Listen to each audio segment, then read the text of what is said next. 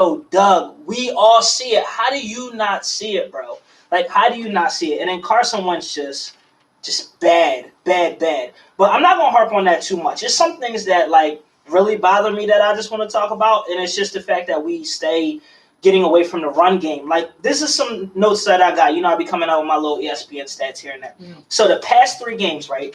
The Eagles only ran 62 times the past 3 games. Against Seattle, they ran it 14 times. Against Cleveland, they ran it 25 times. And against the Giants, they ran it 23 times. Now, Derrick Henry, we all know that he's in the MVP race, etc. Him alone, the past 3 games, by himself, outran the Eagles. He ran 74 times the past 3 games.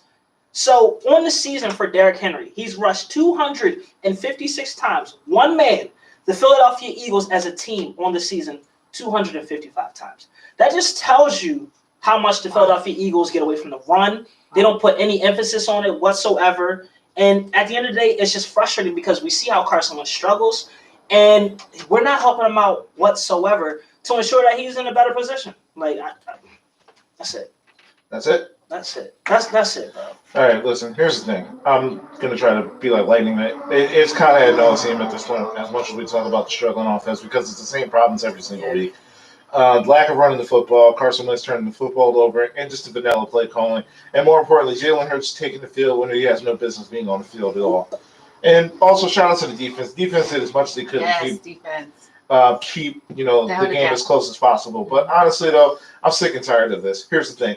It's $59 million cap to get rid of Carson Wentz. So you're stuck with him for at least the next 2 years. Jeffrey Lurie is more than likely going to get rid of Howie Roseman and Doug Peterson, likely before Carson Wentz, simply because of the money he's owed. Don't forget about Jim Schwartz. And Jim Schwartz. So, but the reality is this. I'm tired. I'm not going to really just sit here and focus that much more on the Philadelphia Eagles. Travis Fulgham only played 52% of the snaps last night, which is a career low for him ever since he became the starting lineup. He split carries with Alshon Jeffrey last night. You keep getting, screen passes with Greg Ward instead of Jalen Reagor, who's your speedster. Right. There's no separation between the wide receivers and the offensive line is still porous. Yeah, I'm seeing the exact same issues like I keep telling you everybody from last year when I seen with the Cleveland Browns. You have a quarterback that's struggling, and the routes that you're running and the play calling you're running is not helping you. Nope. So until I see, a general manager that actually knows how to hit on their picks, not just like all their picks, at least some of them, at least the first round picks that you draft, at least contribute on the field right away. Yeah. And you see a head coach that actually plays up to the strengths of what their personnel has been given, you're not going to see nothing fundamentally change about the Philadelphia Eagles. Yeah. Floor is yours. Go ahead, let it out. I mean, listen. You got 5 minutes, by the way. Okay, got you. All right. For me, I mean, just from the start of the game, the Eagles had 5 3-and-outs, like just to start off the game. Like not even any kind of offensive flow, nothing going. And let's just talk about people doing their basic jobs. Jake Elliott, I'm sorry. You get paid just to kick field goals, and you miss the one extra point. So, like, that kind of like we got the drive, we got the touchdown. You're missing the extra point. It's like that's what you bare minimum get paid to do, and you didn't do it. Like you said, the separation. They couldn't get away from any when their man was on them, they couldn't get away. They couldn't do anything about anything. And honestly, the biggest thing I saw last night was DK Metcalf.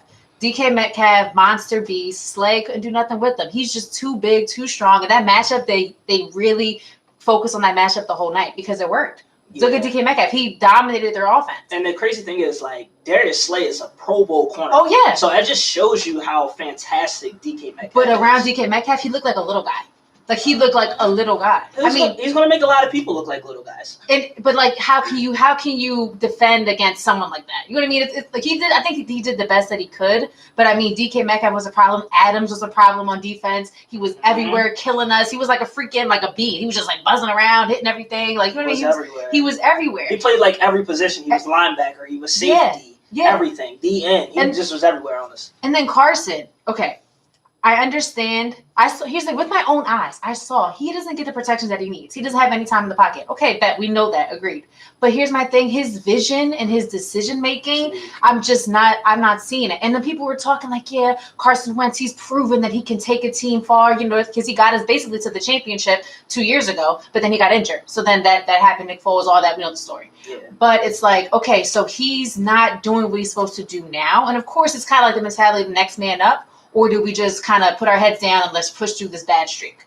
You know what I mean? Like, what do we do? Do we put in Jalen Hurts? Do we keep in Wentz? Wentz is our guy. And apparently, obviously, from Doug Peterson's standpoint, Wentz is our guy. We will not turn away from Wentz. And I can agree with that. Mm-hmm. But at the same time, I feel like you guys, for a reason, drafted Jalen Hurts. You drafted him, right? You paid money for him. We also drafted J.J. Arcega-Whiteside. Well, yeah, no, that was stupid. Okay, agreed. But here's my thing, but just my point of the quarterback. It's like, people are saying you can't turn away from Carson because he's proven he can do something. But it's like, why not just take that chance on Jalen Hurts? Why pop him in for 2 plays and then take him out? What's the point of that? Here's my thing on that. Because, like, it's so obvious that we can't even game plan around Carson Wentz. So what makes you think that Doug is going to go out of his way to game plan for Jalen Hurts? That just doesn't make any sense. Unless, like, behind the scenes, like, Doug is secretly trying to sabotage Carson because that's not his guy. They don't get along. Who knows? And he's game planning for Jalen Hurts somehow, some way, because he doesn't have the authority to say, all right, Carson, you're out. I don't know, but I don't think it's going to work. Right? But in the end, it's also a lose-lose. If Jalen Hurts comes in and he struggles and, like, he plays exactly what I think he's going to play, like, as a rookie, then you wasted a second-round pick where you could have gotten a guy like Patrick Queen from LSU to help your linebackers, or a guy like J.K. Dobbins to help shore up your running game. But if Jalen Hurts comes in and thrives, then you wasted, that extension, all that money, all that extension for Carson Wentz. Yeah. So either way, it's a lose-lose. Put this in perspective, though. Carson signed the extension before they had Jalen Hurts. Yes. At the end of the day. Now, I feel like this pick at the time, was because we didn't know about Carson's durability, right? Now look at him. Carson he's out there. He's fine. I think it comes down to his decision-making. And, of course, like, Doug Peterson, he's just a scrub of a coach. Like, I really think he's a scrub of a coach. I don't have no respect for him no more. I'm done with him. He don't game plan for us or anything like that. And one thing I noticed, because I'm like, look, all right, a lot of pros, they don't become, like, the best coaches, right? But here's Doug Peterson as a quarterback for 10 years. His record is 3-14. He only threw 12 touchdowns and 9 interceptions. That's him as a quarterback. So he's mainly a backup, don't get me wrong. So this is what had my wheels turning. So since Doug was mainly a backup, it's easier to game plan for a backup. You see what happened with Nick Foles and how he excelled. Doug ain't used to being the guy, so he don't even know what to do for Carson. That's just my logic. I could probably. And not to mention, and we'll end it like this: you don't draft an insurance policy, especially at the quarterback position, in the second round, especially when you have a team full of needs. Anyway, it is 5:10. We are moving on. Oh my God, yo, he's so serious. Like, we're done. No. Listen. If you're bad, you're Mark, never getting play just on be this. quiet. Sit in your corner. And now, this is the last thing I'm gonna say on that. It's not even about the Eagles, okay? This is about my. Remember, I took the Seahawks under my wing. Yeah. The Seahawks was my squad. Remember that? Yeah. Anywho, so remember that defensive coordinator for the Eagles, because I'm not rocking with the Eagles. As you notice, I have no Eagles hoodie on today. You ain't repeat. This ain't even an Eagles hat. I don't have my Eagles. I don't even have my Eagles mask today. Like I can't. Anyway, I have no Eagles stuff on right now. I'm done with them. Mm-hmm. Anywho, so this is an interesting stat I wanted to pull up because Jim Schwartz told DK Metcalf he's no Megatron because he's seen Megatron with his own eyes. I heard that. So the first 27 games, right? Calvin Johnson, 95 receptions, 1,600 reception yards, 11 touchdowns. DK Metcalf, 116 receptions, over 1,900 receiving yards, and 16 touchdowns. They both ran 4.3s. Yeah. They got pretty much the same body. Well, the major difference is that one has Russell Wilson throwing the ball, and when Megatron came in the league, he had John Kenton and Dan Orlovsky throwing them. That's true.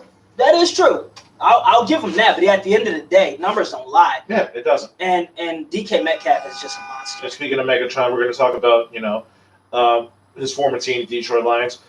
We saw on Thanksgiving, first of all, how was your guys' Thanksgiving? It was cool. It was chill. Mine was good. I mean, I had some food. I was excited about the food. Yeah, and but unfortunately, the Detroit Lion faithful had nothing to be thankful for their Thanksgiving performance against the Coachless. Now for Coachless. the now coachless Detroit Lions. Uh-huh. Right. Got him out. Twitter got him out of here quick. Yeah, I wish the Eagles people read Twitter because it works.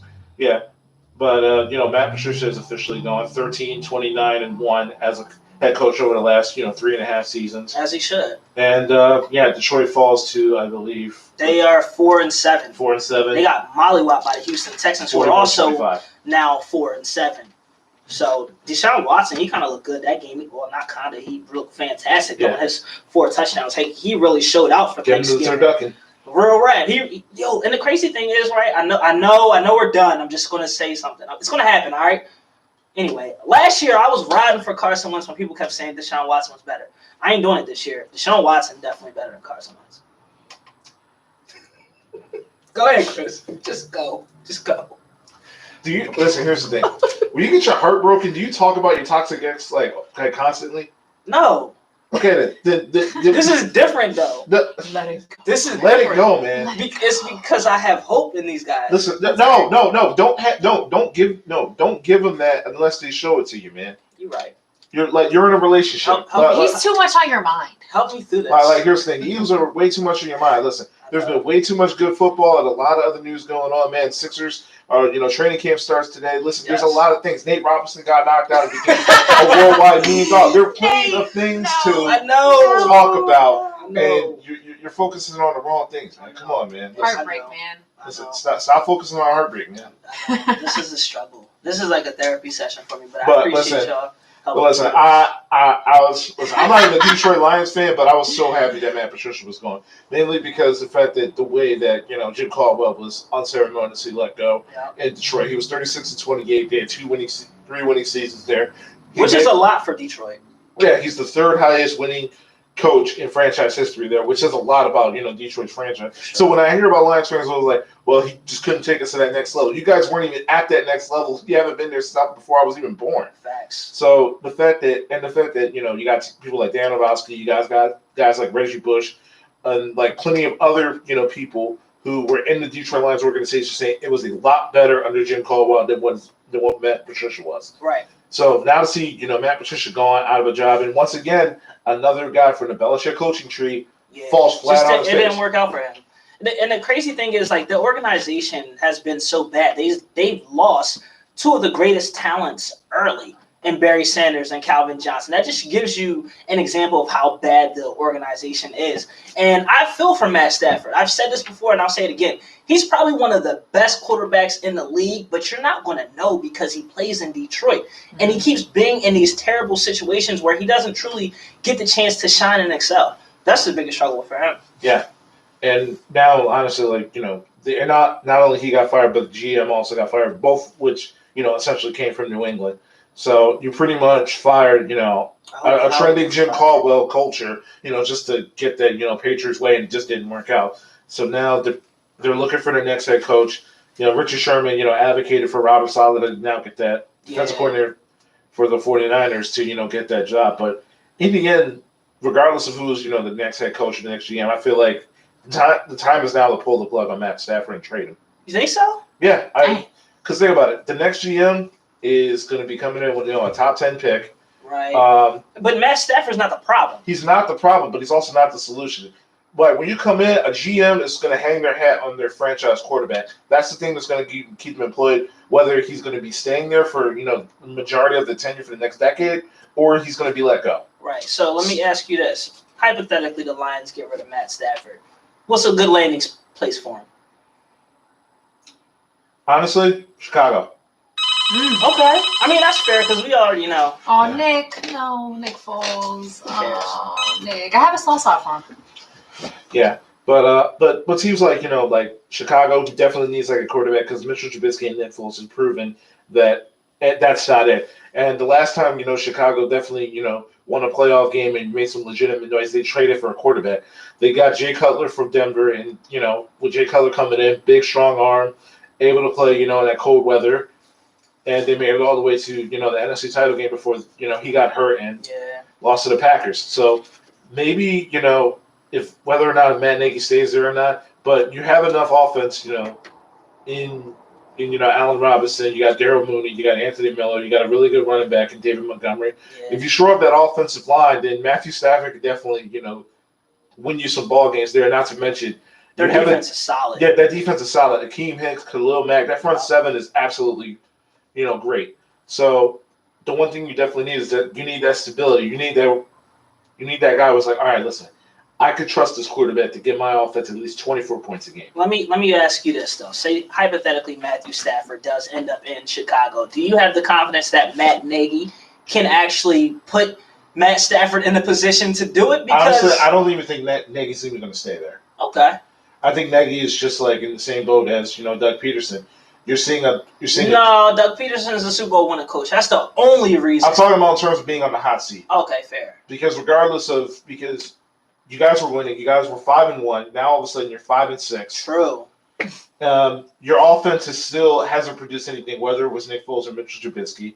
I mean, granted, he never had a real say on like whether or not like who's going to be the quarterback. It's just like they're just playing like ring around the rosy. Yeah. It's like some days Nick starts, some days Trubisky starts. It's just here and there. And it doesn't matter because it's two sides of the same coin. The coin's eroded. Right. I mean, since we're talking about Chicago, we might as well talk about their game against Green Bay as they fall to 5-6, and Green Bay put the hurting on them. I know you couldn't wait to talk about this one. I seen your tweets. Chris is listen, Carmen, I'm gonna tell you this. Chris is in love with Aaron Rodgers. That's your guy. Like if Chris had a man crush, it's Aaron Rodgers. It's Aaron Charles Rodgers. So it's official. Me. That's his dude. That's his guy. Yeah, that's his guy. ACR, man. Respect, man. That's his guy. Like he has a major crush on Aaron Rodgers. Listen, here's the thing. Listen, you realize how many times I've been thinking about like, I wonder how we can get Aaron Rodgers out of this green jersey and get him midnight green. Okay, I thought you was thinking about something else. Yeah, listen. Yo. I'm just playing. Listen, if you want to assume that, that's fine. I'm confident. Bro, I'm playing. I don't care. By all means. I'm perfectly secure. I mean, I'll take Aaron Rodgers here. And you know me. I mean, I ain't really been. I was a hater on Aaron Rodgers in the beginning, but you just can't deny the numbers. Yeah, absolutely. Oh, yeah. Listen, 4 touchdowns, 211 yards. And this is not a South Chicago Bears defense. No. But listen, throughout the season, like he's also the next member of the 50,000 passing yard club. And he got 400 touchdowns on it, right? Doesn't he currently got 397? Yes, 397. Mm-hmm. So he's on his way. He's 23 touchdowns away from Dan Marino. Jeez. Yeah. So and you got to think he's sat for his first 3 years. But I want to tie that up because tweeted on the running back page, and if I had to pick 3 guys to be the MVP finalists, because I feel like they pick 3 every year, it's Aaron Rodgers, it's Patrick Mahomes, and it's Derrick Henry. That's fair. Aaron Rodgers, 33 touchdowns on the ledger, leads the league, 4 interceptions, 3,100 yards, 68.5 completion percentage. Then you got Patrick Mahomes, 30 touchdowns, 2 interceptions, leads the league in passing, and 34.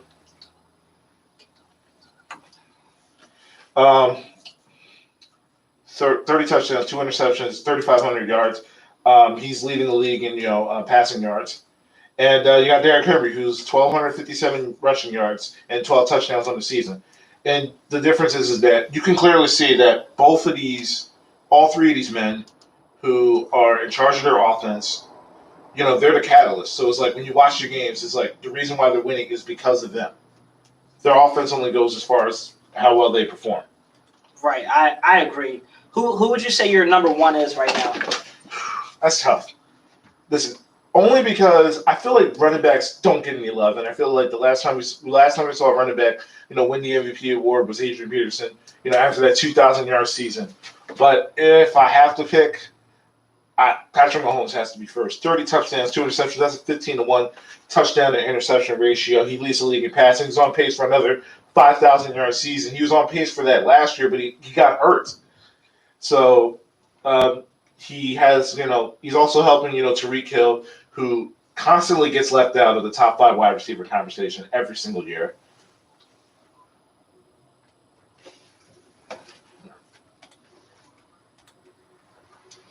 Oh, sorry about that.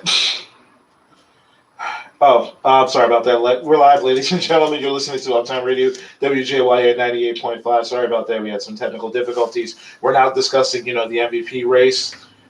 Chris Thomas, Mark Thompson, and a brand new co-host. Your girl, Carm. Yeah. What's happening? Yeah, we're discussing now.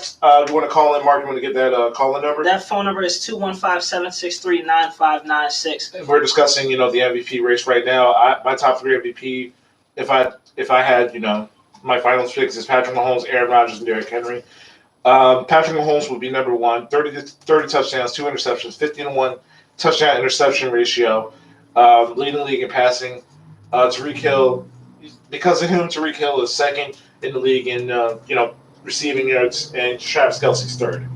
So when you watch that Chiefs offense, there's a reason why they're the Super Bowl champions, and the reason why, even though the Steelers are undefeated, they're the favorites to win the Super Bowl again. Who'd you say your 3 were again? Patrick Mahomes is 1, Aaron Rodgers 2, Derrick Henry 3. So you just forgot about Russell Wilson. Russell Wilson, if I had to pick 3, because I feel like the finalists are always 3. So you're putting Aaron Rodgers over Russell Yes. Wilson. Why? Because I know you're an Aaron Rodgers fan. We just talked about 30, that. he's leading in touchdowns, 33 touchdowns, 4 interceptions, 3,100 yards, 65% completion percentage, 68% completion percentage. Better record than Seattle. And these last, few games in which Russell Wilson has been played, after that hot start on the MVP campaign, Russell Wilson has legitimately cooled off. So if Russell Wilson's on the MVP race, to me, he's 4th in my slate. So all right, this might be crazy to you, right? Mm-hmm. But my number 1 is Derrick Henry. The reason is Derrick Henry for me, it's definitely unconventional that, nowadays, especially that you see a running back win it. But at the end of the day, they have 8 wins on the season.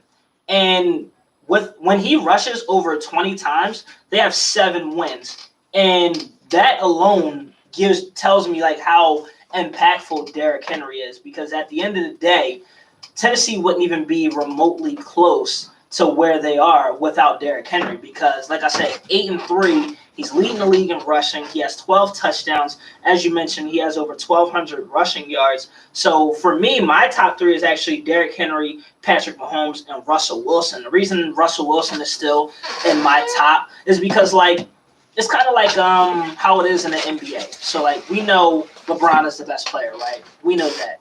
But when it comes down to getting MVP votes, I'm a little tired of always voting Aaron Rodgers. So that's why, fresh new blood. That's why I still have Russell Wilson up there. Both teams are still 8-3 between Seattle and Green Bay. And to be honest, against teams over 500, the Packers are only 1-2. So I don't really want to hear all that Aaron Rodgers stuff. You've seen what he just did against the Bears last night, which is good, but they're not a 500 team. They're like a team just hanging on for dear life. But we also saw what Russell Wilson did against, Philadelphia Eagles team. That's true. Our defense was on that work, though. Yeah, that's true. But if you had to put him in a vacuum, Chicago's defense is a lot better off and much more healthy than Philadelphia is. That is fair. And it's better at the end of the day. Yeah. Especially when you have Khalil Mack who's running things. So, yeah, no, I definitely agree with that. And then you can't deny Patrick Mahomes. The only reason I say Patrick Mahomes isn't number 1 on my list is because look at the weapons that he has. When you have weapons like that, you have no choice but to be good. He's still great at the end of the day. We know how fantastic Patrick Mahomes is. But come on, you've seen the game Tyreek Hill just had. Come on, he could easily be in the conversation. Are we just also going to ignore the fact that DK Metcalf had nearly 200 yards last night? Yeah, but DK Metcalf is Russell Wilson's only weapon. So we're just forgetting Tyler Lockett. Tyler Lockett ain't no. Come on, Tyler Lockett. No, come on. He ain't no Travis Kelce. If we'll go down the line and we compare weapons, come on now. Listen, Tyler Lockett's no slouch though. I'm not saying Tyler Lockett's top. I'm not saying Tyler Lockett's an elite wide receiver, but he's no slouch. He's not. No, he's definitely not. I feel like DK Metcalf is going to eclipse anybody because he's that great. He's that good, and they utilize him a lot. Because it's just easy. Look what he did last night. Yeah. Obviously, he was bigger. He's in bigger size than Slay. But, at the same time, it's can you blame him? I would use DK Metcalf every time, too. Why not? When that's his main weapon. I just think overall, you gotta give – I give Patrick Mahomes, I take a little bit down from him because of the weapons that he has. So, my question is, in consideration of who you decide is an MVP candidate in the NFL, because I know in the NBA – an MVP of the league is someone who is, beating everybody in all the stats. Their team is a winning team. They're leading their team, et cetera, et cetera. So in the NFL, I think my thing is, so I see that Patrick Mahomes right now, the Chiefs are 10-1. They're the second best team in the league outside of the Steelers. We got Rodgers and the Packers 8-3. Russell Wilson, they're 8-3. So obviously those two have similar records. So what constitutes them being MVPs? Like, so if we're going by straight up who's winning, then it's Mahomes because they're in the race. He's number one.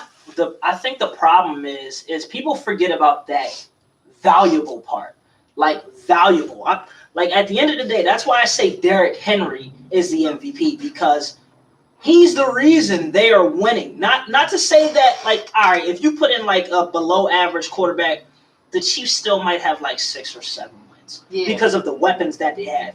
Russell Wilson, you put in like a below average quarterback, I don't know if they still have 8 wins because this is literally Russell Wilson willing his team to these victories. Even Aaron Rodgers never has weapons. That's something I know Chris can definitely allude to that. Aaron Rodgers never has weapons. So it really comes down to who's valuable. I don't care about the record because if that's the case, then Ben Roethlisberger should be leading because Pittsburgh hasn't lost a game. Right. But you can also watch Steelers games, and you also see that it's not also just Ben Roethlisberger; it's also the defense last year. So how come you can't say that about the Chiefs and just charge it to the game? You know it's not just Mahomes. I'm sorry, can you repeat your question? How can you? You're saying that if you look at the Steelers, you know it's not only Ben Roethlisberger, he's getting help from Juju, Claypool, and the defense. How come you can't say that about Mahomes with the weapons that he has and Kelsey and Watkins and Tyreek Hill? Le'Veon Bell. Who's the running back they also got? Williams, I forgot his name. Clyde Edwards-Helaire. Yeah, he's still good.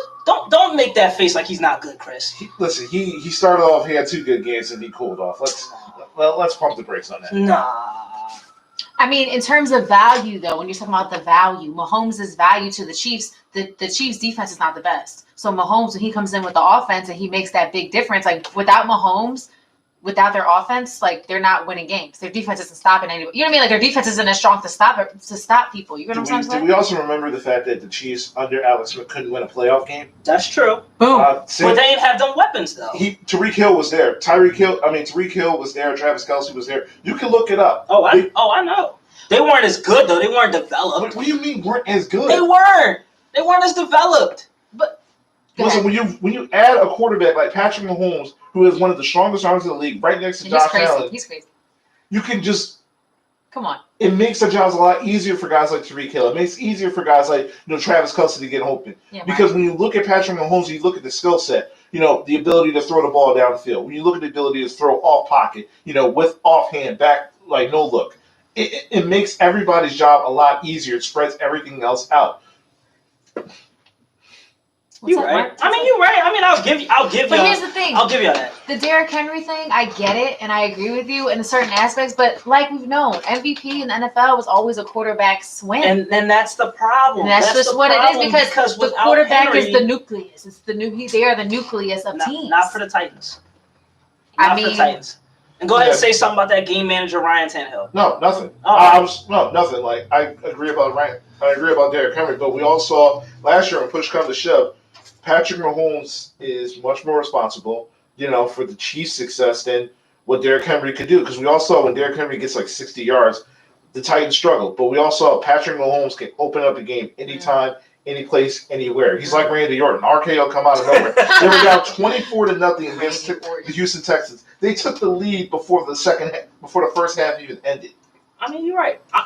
Listen. I'm sticking to my guns. Y'all not going to bully me and to me, like making me say that it's not Derrick Henry. It's Derrick Henry. I don't care what y'all say. I know he's probably not going to get it, but because everyone thinks the way y'all think, quarterback this, quarterback that. Offensive player of the year, Derrick Henry gets my vote. But at the very least, Derrick Henry's the finalist for me. But in the end, if Patrick Mahomes keeps his pace, they're going to give it to him. And he's on pace to throw about 45 touchdowns, less than 10 interceptions, and over 5,000 yards again. Yeah, no, he is on pace for that. Yeah, so at the end of the day, the NFL is a machine. Yeah. They need that money. So they're going to have, Patrick Mahomes. his little shampoo commercials. He fits the narrative. You know what I'm saying? Like his Right. dad was a MLB Right. player. Like his arm is crazy. It's a dynasty. You know what I mean? Like he just fits that. Like, and he just comes off like he's a good. You know what I mean? Like solid guy. Yes. Like he just fits the Just narrative. And it's proposed just. to his I'm wife. just right. Exactly. He's having a baby. You know, High like school all that sweetheart. crap. Right. So high school sweetheart. You know what I mean? So it's like he fits like. You know what I mean? Wholesome NFL with that's what the NFL wants the image to be. I don't Like know why y'all trying to sell me on. I'm just Pat saying. Mahomes. Like, I'm just he saying. cool. He's just not the MVP in my eyes. That's it. All right, that's right. I know he's nice. Hey, that's fine. I was watching the game like, God dang. There's times where I'm watching and Yeah, I see with his movement how he creates for his receivers the way he moves. That's basically what I'm saying. I'm not denying it. I'm just. All right, so we got Mark. Your MVP is Derrick Henry. Mhm. Your MVP is Mahomes. Okay, my MVP, I would say right now, I would say Mahomes. Even though I do like, I'm just gonna say off my likes. Not talking about facts. Not talking about stats. I like Russell Wilson. I like him as a quarterback. He's such a great guy. Doesn't he seem like a great guy? Yeah. You know, what I mean? Just like off that alone. Stepdad of the year. Like seriously, just from his He has his personal own life, kid now. he seems like a great guy. I'm like, go ahead, Russell Wilson. You do it. You get it. See? But I'm gonna say off of stats of what I see for the play, I'm gonna go with Mahomes. I'm gonna go with my boy Chris here. But we're not. But listen, the Derrick Henry thing, he deserves his props. But here's the And he's thing. going to get it with Offensive Player of the Year. Nah. If I had a vote in the future, I will get a vote. And my vote is gonna count. Listen, the only thing you're going to vote is for the James Harden fan club. Let's not get into that. We Let's can- not we do can it. Let's say not that. do I mean, that. yeah, we'll We're say not that doing on it top of because that. this ain't gonna be no bully Mark time. All right, we're Never not that. gonna bully Well, Mark from never, 5 to 7. never. That's what we're not going to Never. do. Come on, Mark. We love you, man. Mark, come on now.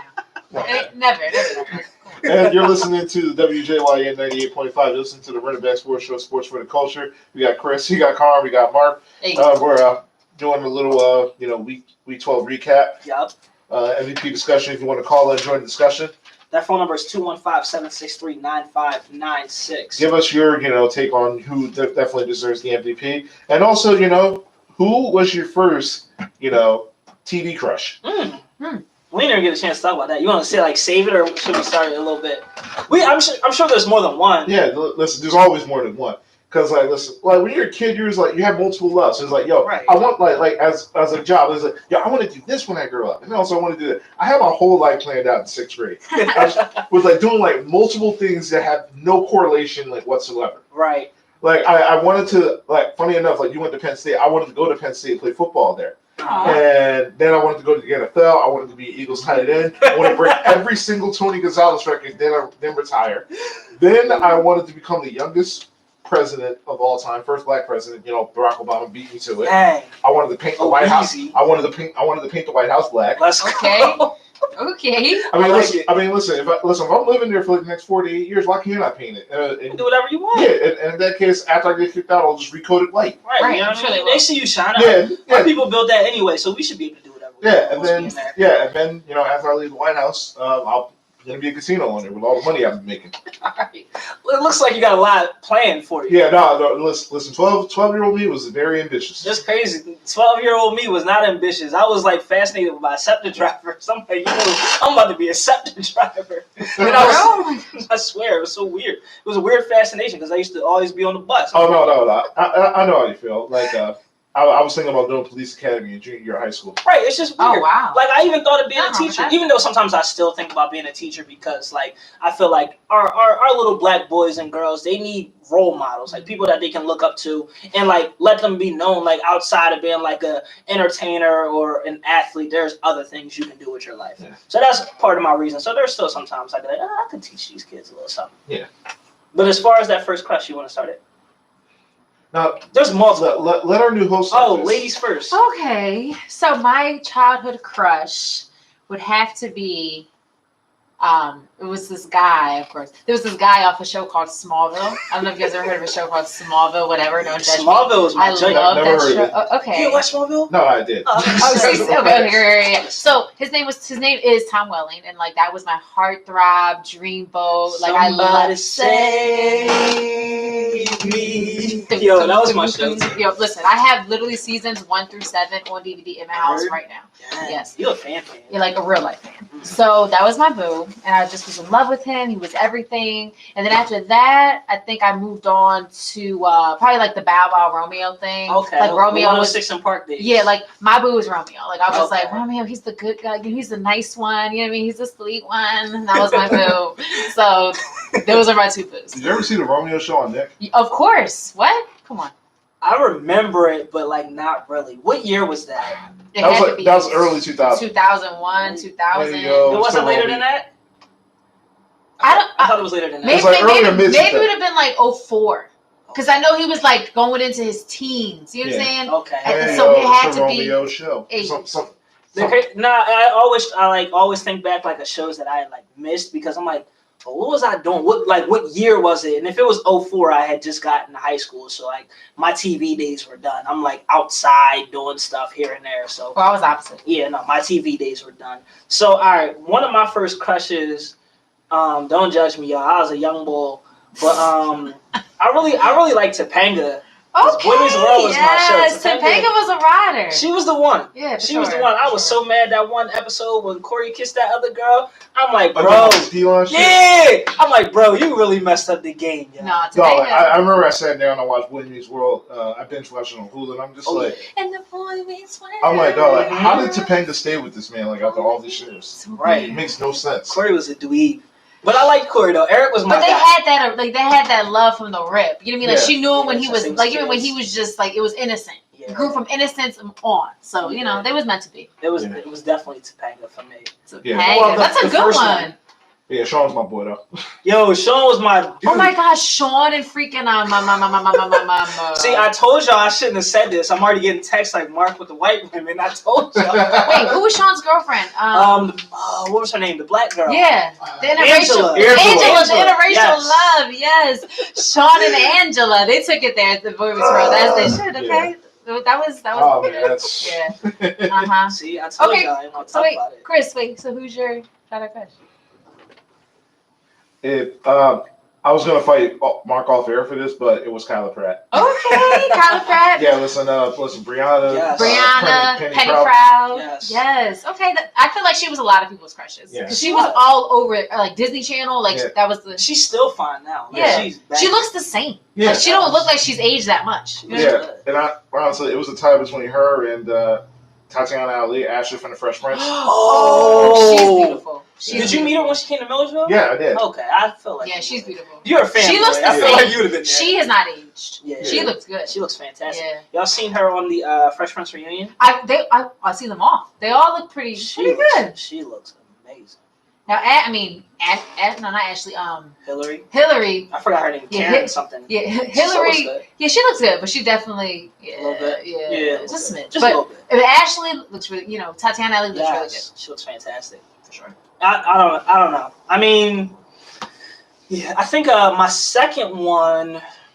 It was. Like Chris said, we was gonna fight about it off air. It was definitely Kyla Pratt, but I liked Raven Simone, and that's So Raven. What? Okay. Yeah, she was looking alright. I think it was my years. I was getting older. I was starting to see some things, and she had some things. She had that look in her eye. Yeah, exactly. She had the look in her eye. It It was the respect. you know what I'm saying? So but it's crazy because she don't even swing that way. I know. Yeah. She's married to a white woman. Yeah, that's crazy Congrats. to be like that sometimes. Yeah, congrats to her. Yeah. So yeah, that's definitely our side conversation for today as well. So we had a little bit of technical difficulties. Should we go back and talk about the Eagles? It's your call, Chris. No. I'll let you. Okay, fine. You're just done with it. You're done with it. Listen, You're done. guys, we were talking about the Eagles. We've been having some tech problems, but Chris says we can't go back. We So can't we're go not back. going to go back. We're trying to They learn lost. and move on. If anyone lived on a rock, they lost. So I'm trying to learn that's and move it. on. It's hard for me to learn and Yeah. move on, especially because I almost cried last night, and I really had tears in my eyes. But you know what? I'm gonna move on from it. I'm definitely gonna move on from it. Let's talk about because y'all want to talk about Patrick Mahomes so much. How about that Kansas City versus Tampa Bay game? What you think about that one so far? It was definitely a I thought it was going to be better, more of a better showdown because Tom Brady, he just didn't look he was more of a, you know how I call it, Thomas Brady type thing. He definitely looked like Thomas Brady every time he plays against, winning teams. He definitely falls short. That's the way it's been looking this year. But one thing I did notice about that Chiefs defense, and it's crazy when you talk about the Chiefs defense, but they were going after Tom Brady. They were after him. That's one thing that I noticed is that if you blitz Tom Brady and you don't give him any time, he will make some mistakes, and that's something that he's been doing. And one of the big questions coming into this season for Tampa Bay was how that offensive line was going to be able to hold up. And it seems like sometimes they can, sometimes they can't, and it showed. But also for that game to be that close, I'm not sure about that one. If Tom Brady had a chance to get that ball one more time, that game might have had a different outcome. But as far as the way that the Chiefs closed that out, just continuing to get first down after first down and just running out the clock. And then you can't take away the exciting game that Tyreek Hill had, 13 receptions for 269 yards and 3 touchdowns. He just played absolutely outstanding. So he just could not just be stopped, and the majority of that came in the first quarter. So big shouts out to Tyreek Hill on that, and of course, you can't forget Patrick Mahomes, who's continued to just play fantastic, throwing for 462 passing yards, 3 touchdowns. Once again, a game with no interceptions. So on the season, that's 30 touchdowns. 2 interceptions on the season just shows you how completely effective Patrick Mahomes is out there. He's still not my MVP, but he played very well against the Tampa Bay. Every time I think Tom Brady, I always want to say Patriots, but he doesn't play for that team anymore. But yeah, just Patrick Mahomes definitely did play lights out, and Kansas City now sitting at 10-1. They're right behind the Steelers for that lead in the AFC. One step closer to possibly getting that first round bye. They just need the Steelers to finally lose a game. So that game right there was fantastic. Yeah, and once again, you've seen Tom Brady struggle. Oh yeah. Yeah, but honestly, it tells you 2 things. It tells you, one, how explosive the Chiefs' offense is, because if it's Tyreek Hill one week, it's Travis Kelce another. Then they're running the football well. Then it's McCole Hardman. Then they have way too many, too many speedsters. Yeah. And that's what makes Patrick Mahomes and Andy Reid and Kansas City offense so electric and explosive, and it can play with anybody because of the amount of speed and scheming, the ability for other wide receivers to get open. That's what makes it good. Right.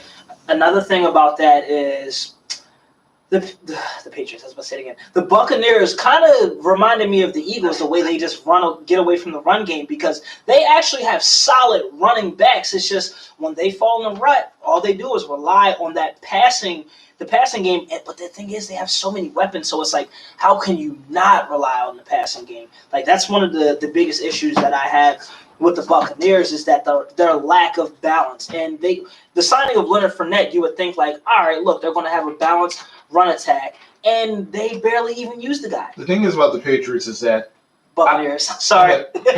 Same issues. Why did he switch teams? The thing about the Buccaneers is that they have way too many, offensive firepower, and they don't know what kind of identity they're running. It's like when you saw when Ronald Jones, got the ball, Ronald Jones was able to make something happen. You see with Leonard Fournette being able to be, that running threat. It helps out, the play action. It helps, Tom Brady, taking shots downfield. But I think, now with the addition of Antonio Brown, it kind of made them a lot more, pass heavy. Right.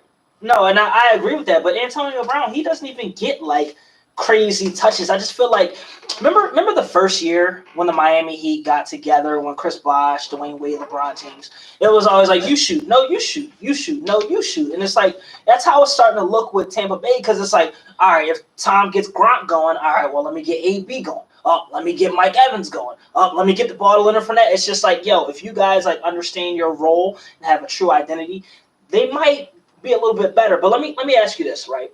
So you know how last year Jameis threw 30 interceptions, right? Yeah. And what was their record again last year? I believe 7-9. So right now they're already at 7 wins. going into this season, because I feel like your hot take was that the Patriots wouldn't make the playoffs. Buccaneers wouldn't make the playoffs. Yeah. Let me ask you this: with them being currently 7-5, would you say they're right where they need to be? Because they're right where they need to be. Because at the very worst, they can go 10-6 and they can still make the playoffs because everybody else in the NFC. The NFC is extremely top heavy, right? Especially when now the state of the NFC East is in. It's just not good. And I agree with you 100% because people all said, well, if Tampa Bay gets a better quarterback, someone who can limit turnovers, this and the third, they'll be better. To be honest, even though Tom Brady has a ton of interceptions, it's not 30 like the way Jameis Winston had those interceptions. So in my personal opinion, I feel like they are in the right position. Yeah, they are. They're on pace to have 10 games under the playoffs. Maybe even more than 10 games. The Bucks? Yeah. My thing is with the Bucks, when I look at them, I just feel like as just not even. I know you guys are like into all the stats and all, which is great. Listen, do you think? But when I look at them, I just feel like I don't see cohesiveness. I don't see like they're flowing. I don't see like, okay, Tom is focused and he feels like he's confident in these guys and he's like Patriots Tom. Like I just see like Tom kind of like he's upset. I feel like he looks upset half the time and he's just pissed and he throws the ball. They don't catch it or, you know what I mean? Like I just feel like it's sloppy. It just looks sloppy. So there could be possibly a little bit of riffraff between Tom Brady and Bruce Arians because like Tom Brady, if you look at the way that he played when he was in New England, he was the type of guy he'll get it out quick. He wasn't really slinging it down the field like that unless he needed to. Everything was calculated when playing with the Patriots. So it might be a little screen here, a little dink and dunk, a little cross the middle. Now that he's playing with the Buccaneers, it's like, yo, Tom, wing that joint. We got to remember, Tom Brady's what? 43, I think he's up there. Like, so it's going to take him a little bit more to win that thing. But I'm almost certain if it was up to Tom Brady, like if it was all up to him, he'd be like, yo, let's get a little bit more run here. Hey, let me get some of these short passes off. We don't always have to throw 30 yards down the field. Like that's not always necessary. Like you can actually move the ball. Like right. No problem. So my question to you is, I feel like you're big on run heavy. Like you're big on the run and teams utilizing their run game, right? I think so. Yeah, for sure. Okay. So for me, I feel like every time I see, I'm not going to say every team like Derrick Henry, teams like that, when they do the run game, they're explosive. Like I understand why they have the run game. But like, listen, not to go into the Eagles, just to say with the Eagles, when I have seen them run the ball, like Boston Scott, even Sanders sometimes, I feel like the explosiveness and I feel like the effectiveness is not there all the way. You know what I mean? So I feel like I understand the run game, especially when you're winning, you want to soak up clock and all that stuff. Right. But I feel like, do you think that the run game, doing run game can win you games? So here's my thing. The reason I like the run so much is because I'm really a pass person, but the run establishes the pass. So I'm all about off balance and strategy and getting people in the right position. So if you start off with the run, right, and you're hitting like the same run formations, et cetera, next thing you know, you do like a play action. You got your quarterback on the move. Like the whole time I'm watching that Eagles game, I know we're not talking about them, but I was just praying for a play action rollout. We did it one time and it worked effectively. Yeah. That's from establishing the run game. So for me, establishing the run will open up your passing game. So I truly would prefer to pass, but you got to establish the run to open that up. So that's like the foundation. Yes. Like of an offense. Yes. Okay. Because it's like it's nothing throwing you off. Everything is predictable. Like even those times when Jalen Hurts is under center or he's getting a snap and Carson Wentz is lined up at wide receiver, you know what's going to happen. Are we still talking about the Buccaneers, or are we just trying to? Oh, I'm sorry. Okay, back to the Bucks. All right. So to cap it all off, stop letting them hurt you, man. I know. To cap it off, so obviously you're fine. The Bucks took the L. Great. So we're moving on. Yeah. Next step. Okay, great. Since we can't stop talking about the Patriots, let's talk about Cam. And one of the things I want to talk about with Cam is that we know how hot he started off the season with New England. Yeah. And we all were happy and excited on Cam. The one thing is, I don't like the way Cam is now currently being bashed because this is it. This is my only thing. I know his play has been a little bit poor, but we don't know the lingering effects of COVID. He did have COVID. Like, we do not know the lingering effects. So I feel like he should somewhat get a bit of a pass on that. Come on. Yeah. They still managed to pull out that win as well. Yeah, sure. The lack of weapons, the Patriots had the most opt-outs out of anybody in the league. The lack of weapons that are surrounding him. However, he still has, twice as many turnovers as touchdown passes. I know. But even still, then, they're winning 5-6, still very well in the mix for the They're in the playoff hunt. hunt. Yeah. But, Cam is doing the best that he can, given the situation. I feel like if, Belichick and, Robert Kraft want to extend it for another year, with these guys, slowly coming back who opted out, this year, them, fortifying, their offensive line, fortifying the fact that they can finally get, a legitimate number one wide receiver, for Cam Newton to throw to next year. I feel like the Patriots will be even better.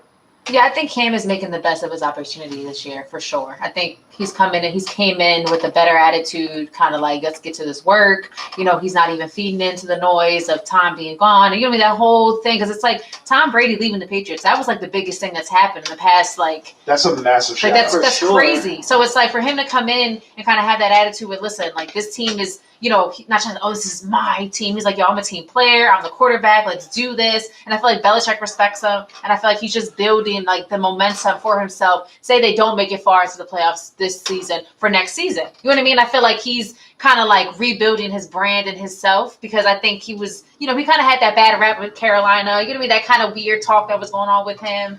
It wasn't even weird. He just dressed weird. He didn't even got to do my man like that. He just the hats. The hats and the vests he be and all that. He got dressing like Darkwing Duck. I mean, right, Darkwing Duck. He be looking like my auntie at church. Listen, when you got bread, it's just called fashion. It's just it's just. Listen, when you got money, you can do whatever you want. Exactly. I don't know. Listen, look at the NBA. Just to say, I don't know if I'm letting my homies let that fly. I'm sorry. One of my homies come off like dressing like the Riddler, and it's not Halloween. I'm upset. But your man has like 50 mil. You what you gonna say? Bro, you can do something better than Listen, that. man. Listen, he can do whatever he wants, man. Listen, right. It's like people allow him. He has like 50 million. As Cam would say, hello. Yo, all right. Listen, man. If I was making that much money, I'd be rocking wearing Dickies, man. You'd be bringing it back to bring it I got the full. I'm putting on the full black Dickie suit. I'm like, yo, what you gonna say? Yo, chill, bro. You could though. You can. Right now. I got a question. Bring out the Dickie suit now. What's up? Yeah, Before 2021, bring it out. Next show, come with the Dickie suit, and we'll have you flexing. I'll pay. Listen. You wear the black one. He'll wear the tan. I'm not wearing no Dickie suit. I will never. The wear all tan Dickie suit with the white shirt. You know what they should? I would never. You know what they should do? You know how they always got like 80s and 90s parties? They should have a 2000s party. Yeah. Like everybody wearing like Dickie suits. I'll do that. I'll get some all white forces. More steak prop. Yeah, I probably still got a 5X steak prop in my mom's closet at home. That probably, like I'm for certain. Like, look, yo, thinking back, it was a rough time.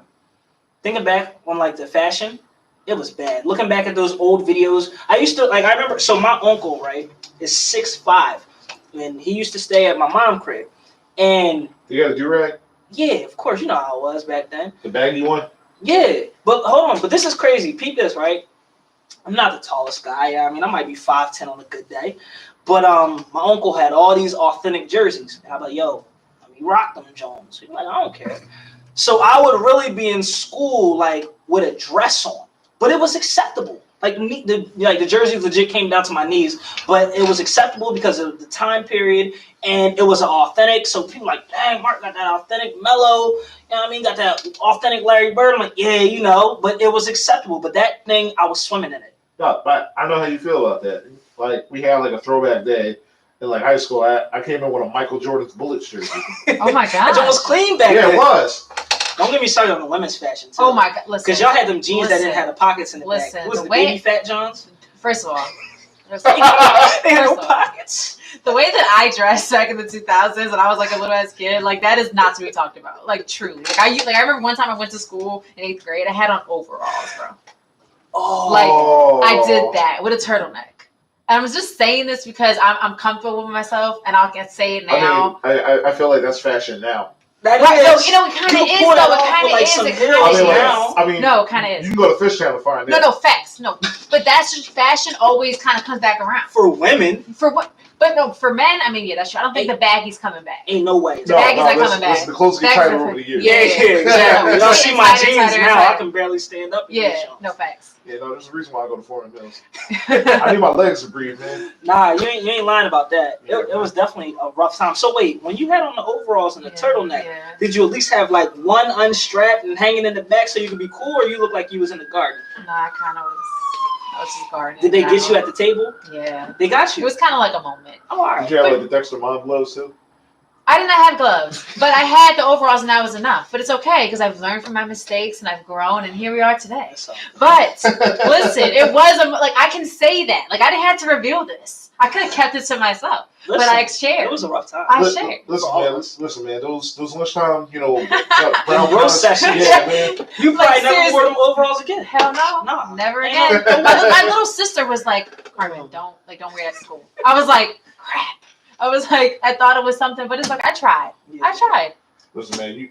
We had a dress code. We had to come in with like Dickies and like a blue navy shirt. Okay. So like if you come in with any khaki pants that didn't have the Dickie logo on it, Oh, see, you was getting This it. is the problem. I went to Catholic school my whole life, so Okay. like I was always uniform. So when we Yeah. had the dress down days, I know what to do. I was like, Right. oh, like what do I put on? You know what I mean? Like it's dress down day. You know what I mean? Like that's because going to Catholic school, you get up, you throw your uniform You gotta on, do and the same you're thing. out the door. You know what I mean? Yeah. So I didn't kind of figure out more like the stuff until I kind of got older out of school. Right. You know what I mean? So when you woke up College. that morning, you threw them overalls on. You like, I was I'm like, killed again. I'm like, yo, like I'm gonna be different. Like I'm gonna have my I'm overalls, different. I'm and then I'm gonna have the turtleneck.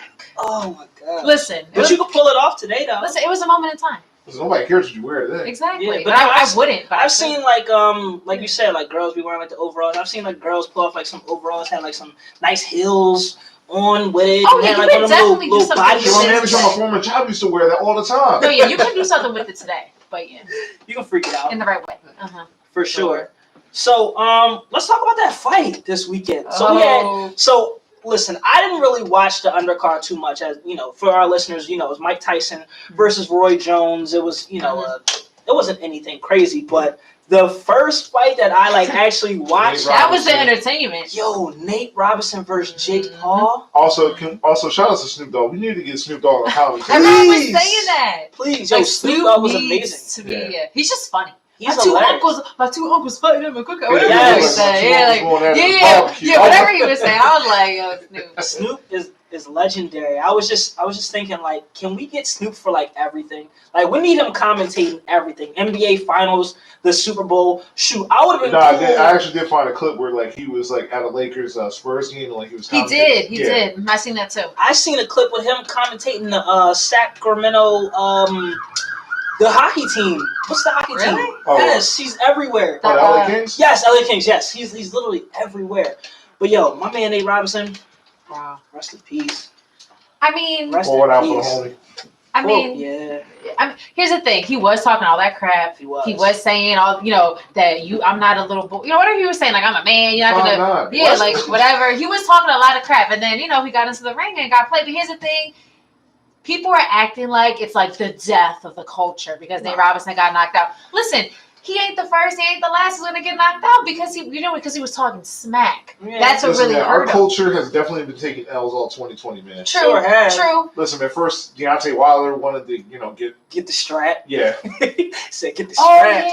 yeah. When Tyson Fury boxed his head off. Yeah. Well, See? Listen, man. Listen, I felt bad for him, kind of. But then at the same time, it's like, No, how can you feel bad when I you're talking don't. crap? I don't. Listen, actually learn how to box instead of just worrying about that right hand. Then like Right. the excuses that came out after the fact, like, listen, man. He couldn't box at all. He Listen, wasn't man. defending himself. Yeah. But here's the thing: Rich Paul, that's his name. Or Jake Jake Paul. Paul. Rich Paul. I'm sorry. Rich Paul's the. Clutch Sports. Yeah. Okay, that's what I'm getting confused. Okay, Jake Paul.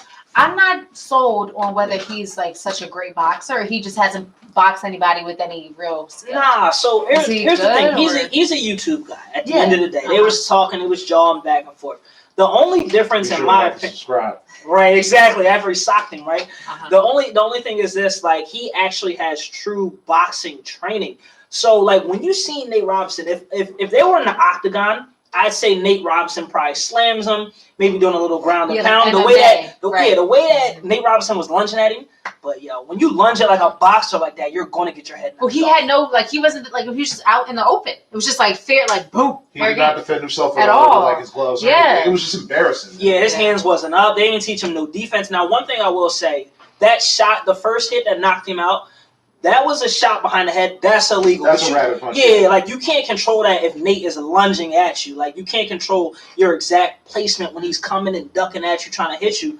So like when he got up from that, I was actually pretty impressed because I'm like, yo, you just got cleaned. I mean, that's not how I acted like at home. I jumped off the couch and I'm standing at the TV like I can't say it on here because of the list, but I'm yelling some things. And then like I see his eyes all glazed over. And then Yeah, he looked he good. get back up. I'm like, you yo, want to continue? I'm like, bro, no, please don't. Right.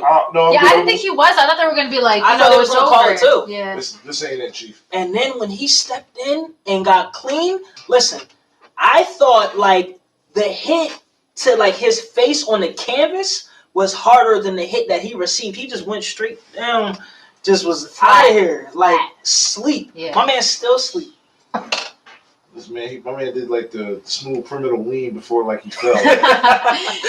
Yo, it was That was- definitely tough to And watch. just the memes, like this, the memes That's what that makes it even formed funnier. Yeah. from this are just like, wow, the creativeness of these memes are crazy. The funny part about He's never gonna let this It down. doesn't take much, and it doesn't take like less than like a minute for somebody to like. No. Like how quick, takes no like as time. soon as it happened, it was like boom, like instantly. 5 memes. That's why I love Twitter. That's Yeah. why I stay on Oh, Twitter. wait, ladies and gentlemen, in terms of George Bush, we got him. Yo, they had Simba trying to wake him up. oh my god. Yo, that one was funny. No, my favorite joint is that you got like the black figures just looking down. Yes. That one was, like, Had disgusting. Martin Luther King, Rosa Yeah. Parks. Oh my, everybody I was didn't just see upset. that. That's what I'm You saying. gotta be People are on getting- Twitter, do you? I do have a Twitter, but I haven't been on there Yes, like heavy. Listen, you, What? you gotta get on that. No, man. you're right, no, When facts. things like that are happening, That's like the best Like- place to be. yes, Listen, Yeah. Black anything Twitter, going on. the Black Twitter, especially when something like that's going on, is like the best thing. And Okay. yes, like we take Okay. over that joint. All right. Even like because Jake Paul was talking about how Yeah. he want to fight all these NBA players now.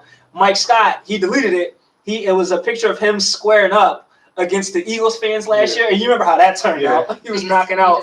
He was knocking Yeah, out this Eagles year. fans.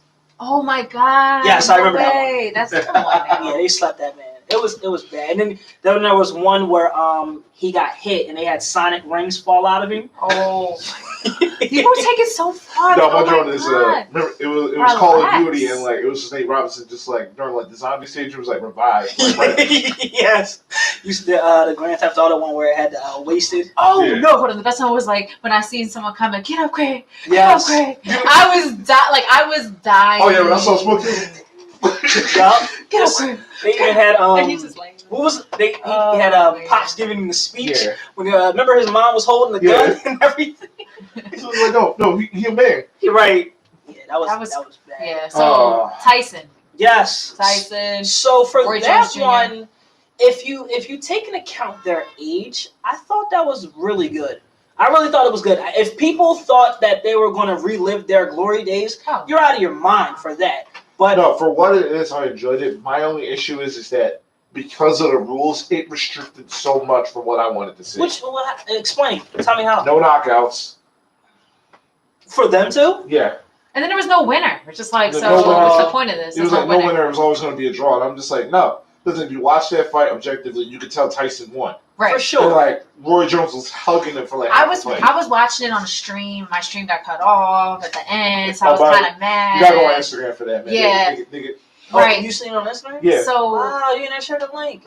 listen. Wow. No, I when you think you know a guy. Well, I thought you were watching. I was. I ain't find a link though. Somebody was providing me with it.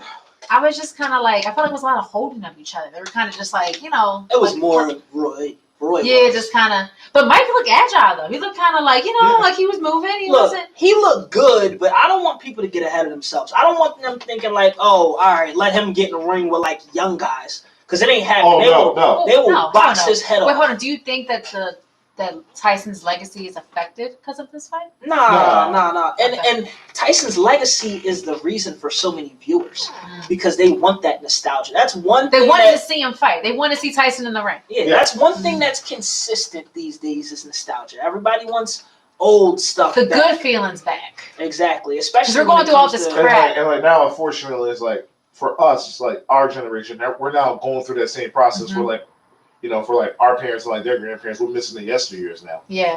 That's Man, crazy. so we old now? Yeah, I ain't know. Yesteryears? yeah. That's crazy. No. I mean, no. you're over 30, man. So Chill. I ain't there yet. Chill. I told myself when I hit 30, I'm going back. So, so now I'm 29. Don't hurt yourself trying to do math. So you've been 29 for what, 2 years now? Nah. Don't listen. Don't hurt yourself trying to do Yeah. math. See, I told you not to do Marcus, he wants his moment. It's okay. It's cool. And you're listening to Uptown Radio WJYA 98.5. Chris Thomas, Carmen, Mark, and now we're gonna dive into the NBA. Yes. Can you hit the NBA music? Hit the NBA music. You still got that up? Hit that up for me. All right. Hit that, please, or the Sixers music. Finally. Anything. Like, Finally. I'm excited to finally talk about NBA. I feel like Let's get it. last week on the anniversary show, we got a little bit sidetracked. Even though we were talking NBA, Yeah. you had your old co-host on here, Free, talking some wild stuff. Listen, man. Yeah, Y'all couldn't man. disagree to disagree. Nah, man, listen, he's welcome back anytime, but we're not talking basketball. We can talk basketball off the air, but I'm good off that. Talking about Kawhi Leonard top 5. Anywho, so how do you guys want to lead it off? Because I was very excited to talk about the Sixers last time, but I don't know, Chris, you ain't feeling Philadelphia today. You don't I'm want not to talk feeling about the Eagles, man. Yeah, do you want to talk about the Sixers? I mean, Listen, training camp did start today. Training camp did start. There's also a Bleacher Report update that Doc Rivers says that we're definitely going to see a lot more pick and rolls between Joel Embiid and Ben Simmons. And I was on my way here to the station. I'm just like, yes, let's Don't that go. make you feel good? Yes, it makes you feel great. That's what I'm talking about. Chris That's ain't smile all day. No, that's all I do. Listen, all I do in 2K is pick and roll. So That's what you should do. Listen, I'm more excited the fact that the Sixers actually have shooters now. Like, we have some shooters. We got Seth. I'm about to say Steph. I be getting everybody's name Seth. wrong. I know. Seth Curry. I know his name. I just butcher Mhm. everybody's names. But Seth Curry, I'm happy with us having him. And I like the young guys that we got in the draft. Like, I hope at the end of the day that we keep them. I like the way Tyrese Maxey looks. Anyway, if anybody gives, like, if you get a stamp of approval from LeBron James, you got to be good. Like, he put his stamp of approval on Tyrese Maxey. Come on. he put a stamp of approval on Shabazz Napier also. Did he? Yeah. Yeah, but then that's when he left Yeah. and went to Cleveland. Yeah. So that was, I feel like that was a calculated move. I mean, Shabazz Napier still did hoop, but that was a Yeah, calculated he's not trash. Yeah, but he did waste some draft pick on that. All right, well, LeBron already had his mind made up. I'm also, I touched on this a little bit. I'm also, last show, excited about Isaiah Joe. We picked him up with the 49th pick in the draft. Yes. He was really good for Arkansas. He averaged about 17 points per game. When I was watching his game film, he reminds me a little bit of Bradley Beal, but only in a sense where, like, the balance on his jump shooting, like like he has no problem getting into his regular shooting form off the dribble. So that's one thing that I did like about him. He has a 6'10" wingspan, so he can play the passing lanes, which, like, defense is still very important for us. But as far as his three-point shooting, like, he set a record hitting 113 threes in a season, which is a record for Arkansas. So as much as we desperately need three-point shooting, I'm excited to have him. Okay, let's just be real. Out of all the rookies that the Sixers have drafted, I bet you only one of them is probably going to see the floor this year. And that's probably Tyrese Maxey. And that's it. The rest of the guys are probably going to be in the G League. Or probably, like, the guys buried on the bench. And I mean, if the but, Sixers are up by 20, they're going to get, like, 2 minutes of playing time. yeah, but, like, who's our bench now? Besides Shake Milton, Matisse Thybulle. I forgot I feel like T should start, but I know what you mean. Yeah, Dwight Howard. Oh, yeah, I forgot about Dwight Howard, Yeah. which that was another sign that I absolutely love. And we just got that guy Tony Bradley. I'm assuming he's gonna come off the bench. He's Yeah, like the yeah. third string yeah, center. Yeah, so like, if Yeah. Joel Embiid gets hurt, then, like, you're going to see a split time between Dwight and Tony Bradley. Tony Bradley. Okay, cool. I mean, I still like them just for what they can possibly. Also, good luck Zaire. Yes. Oh my good God, we traded riddance. him, right? Yes. To the Pistons. Pistons, yeah. I knew it, And okay. he got For waived. Tony Bradley. And he got waived. Yo, he did get waived today. I saw that. Yeah, It's like, it's that's okay. It's a sad. Sixers curse. Oh, It's that okay. that kid's gonna bring him back for nothing. You fools! You got Tony Bradley. Yo, oh my gosh. I mean, listen. First of all, I'm very excited about the upcoming process for the Sixers. Okay, Yes. I think that the Doc Rivers fire. First, let's just say this: the firing of Brett Brown was the best thing we've done in the past 7, 8 years. That makes me smile. Best thing that we've done. Happy to see it. Not saying Brett was bad. He got us through the process. Thank you, Brett. But we need to get to that next level, and it's a good piece out. Doc Rivers, legendary coach. Yes. You already see his pulling power. You already see that people flock to Doc, and that opens up our prospects. You made that up? That's just People flock to Doc? people flock to Doc. Okay. It's just what it I is. love the alliteration. So with him being there just by being Doc Rivers, that pulls prospects to us for whatever's coming next. Because who knows who could come. The Sixers are kind of like out there just swimming right now, trying to figure it out. So I'm excited for Doc. I'm excited for someone to get into Ben and JoJo's ass. Get in their ass. Joel Embiid, you need to lose some weight. Stop being lazy. And I think, Ben, you're great, but you're not the best. You're not LeBron. And Dwight with that comment, he could be the next coming of LeBron. Stop gassing him. Like, he is a great player, but he has ways to go.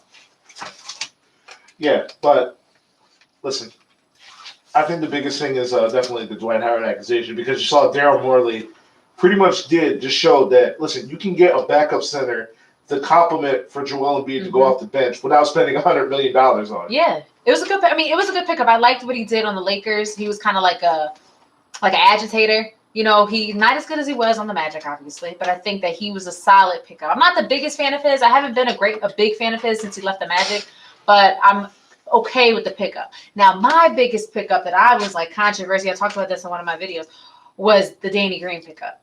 Now, initially, I was PO'd a little bit. I felt like you really got Danny Green. He's on the decline. Now, okay, hear me out. Danny Green, Spurs, championship years, TP, all the big three. He did great. Solid shooter, contributor, right? He goes over to the Raptors, right?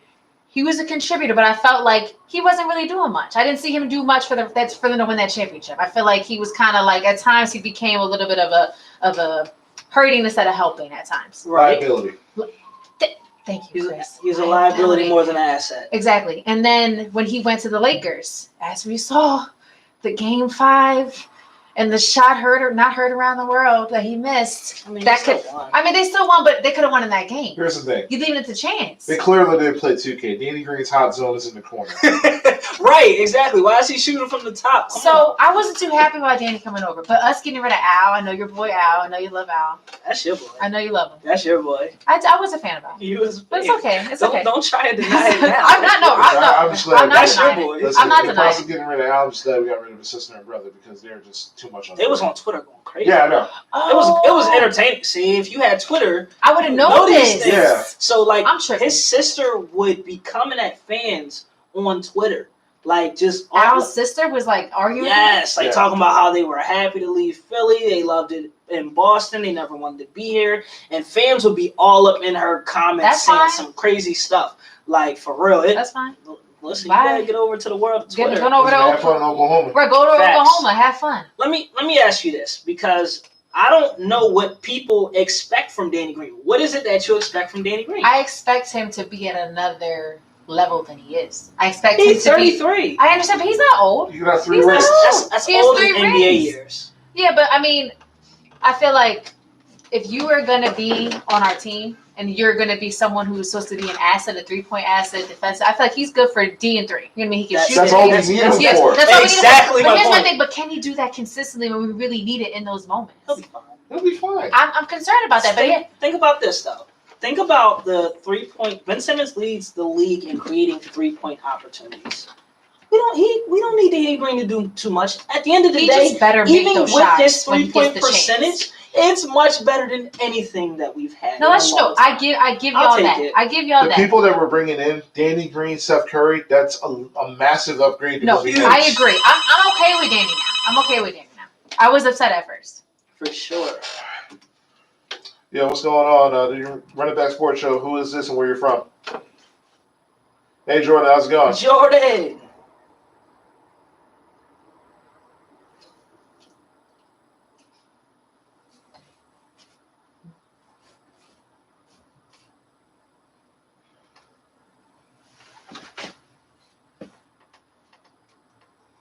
Talk to him, man.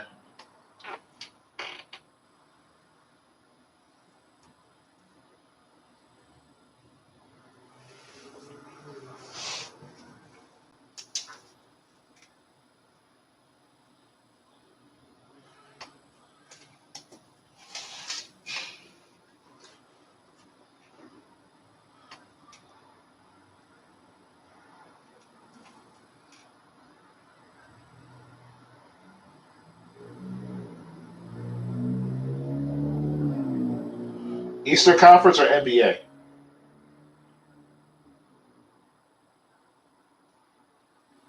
Hmm.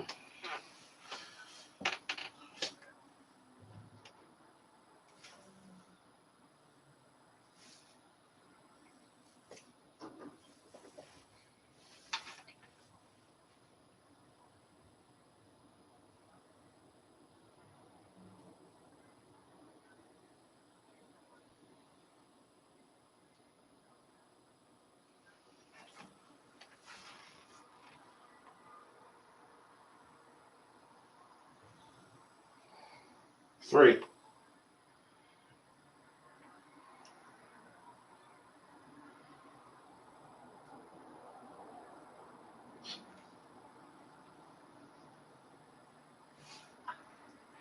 I agree. Listen, well, I'll agree, man, and I hope Mark is really listening to. I agree with you on Ben. He's a great facilitator. He's a monster in the paint. He can pass. Like, Ben is all around. I like him. I just feel like with Ben, my thing with him is I feel like his attitude towards the game and really building his craft, he just needs to kind of just buckle down and kind of get to it. I don't think that for me personally, I'm not blinded that he can't have a shot. I've always said I think Ben has so much more to offer outside of that, because it's like just like with any person, you can't have it all. You know what I mean? So it's like he doesn't have it all right now, but I think he'll get there if he lets himself get there, if he decides to put in the work to get there. Now with Danny, I mean, I can agree with you to a sense, but my whole thing, the last thing I'm gonna say on Danny, I'm not trashing Danny Green. It's just he needs to make those shots when his opportunity presents himself. Make the shots, earn your pay. That's it. That's the only thing with Danny.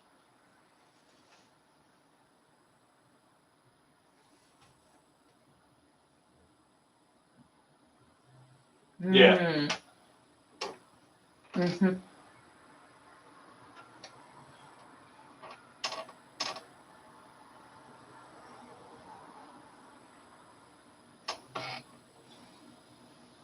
Mm-hmm. Yeah. Yeah. Yeah.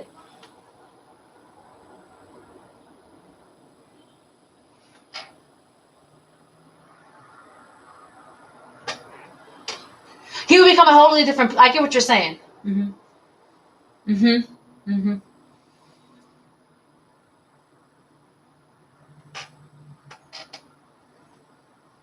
Mm-hmm. Yes. I get that. Yeah. I see what you're saying. And the thing is that Ben Simmons definitely made a lot more strides, like, to adding his game, to make up for lack of shooting. Go ahead, man, shoot.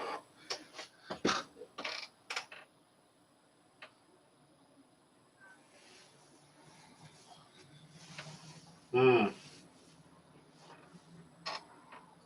Yeah. No, I was going to say that, Ben Simmons definitely made a lot more strides, to make up for shooting. Like, we saw him become an NBA All-Defender. We seen him, take up, the best matchups, taking on Jason Tatum, Pascal Siakam going up against, Jimmy Butler. So if the next evolution of Ben Simmons' game is that I want to see him improve, not just a jumper, just improve on his free throw shooting. If he can shoot a little bit above 70%, like, it makes up for the lack of shooting because you can go to the rim and you can make them pay for fouling you for going to the line. I feel like if he could do that, then I don't care when the jump shot's going to come in.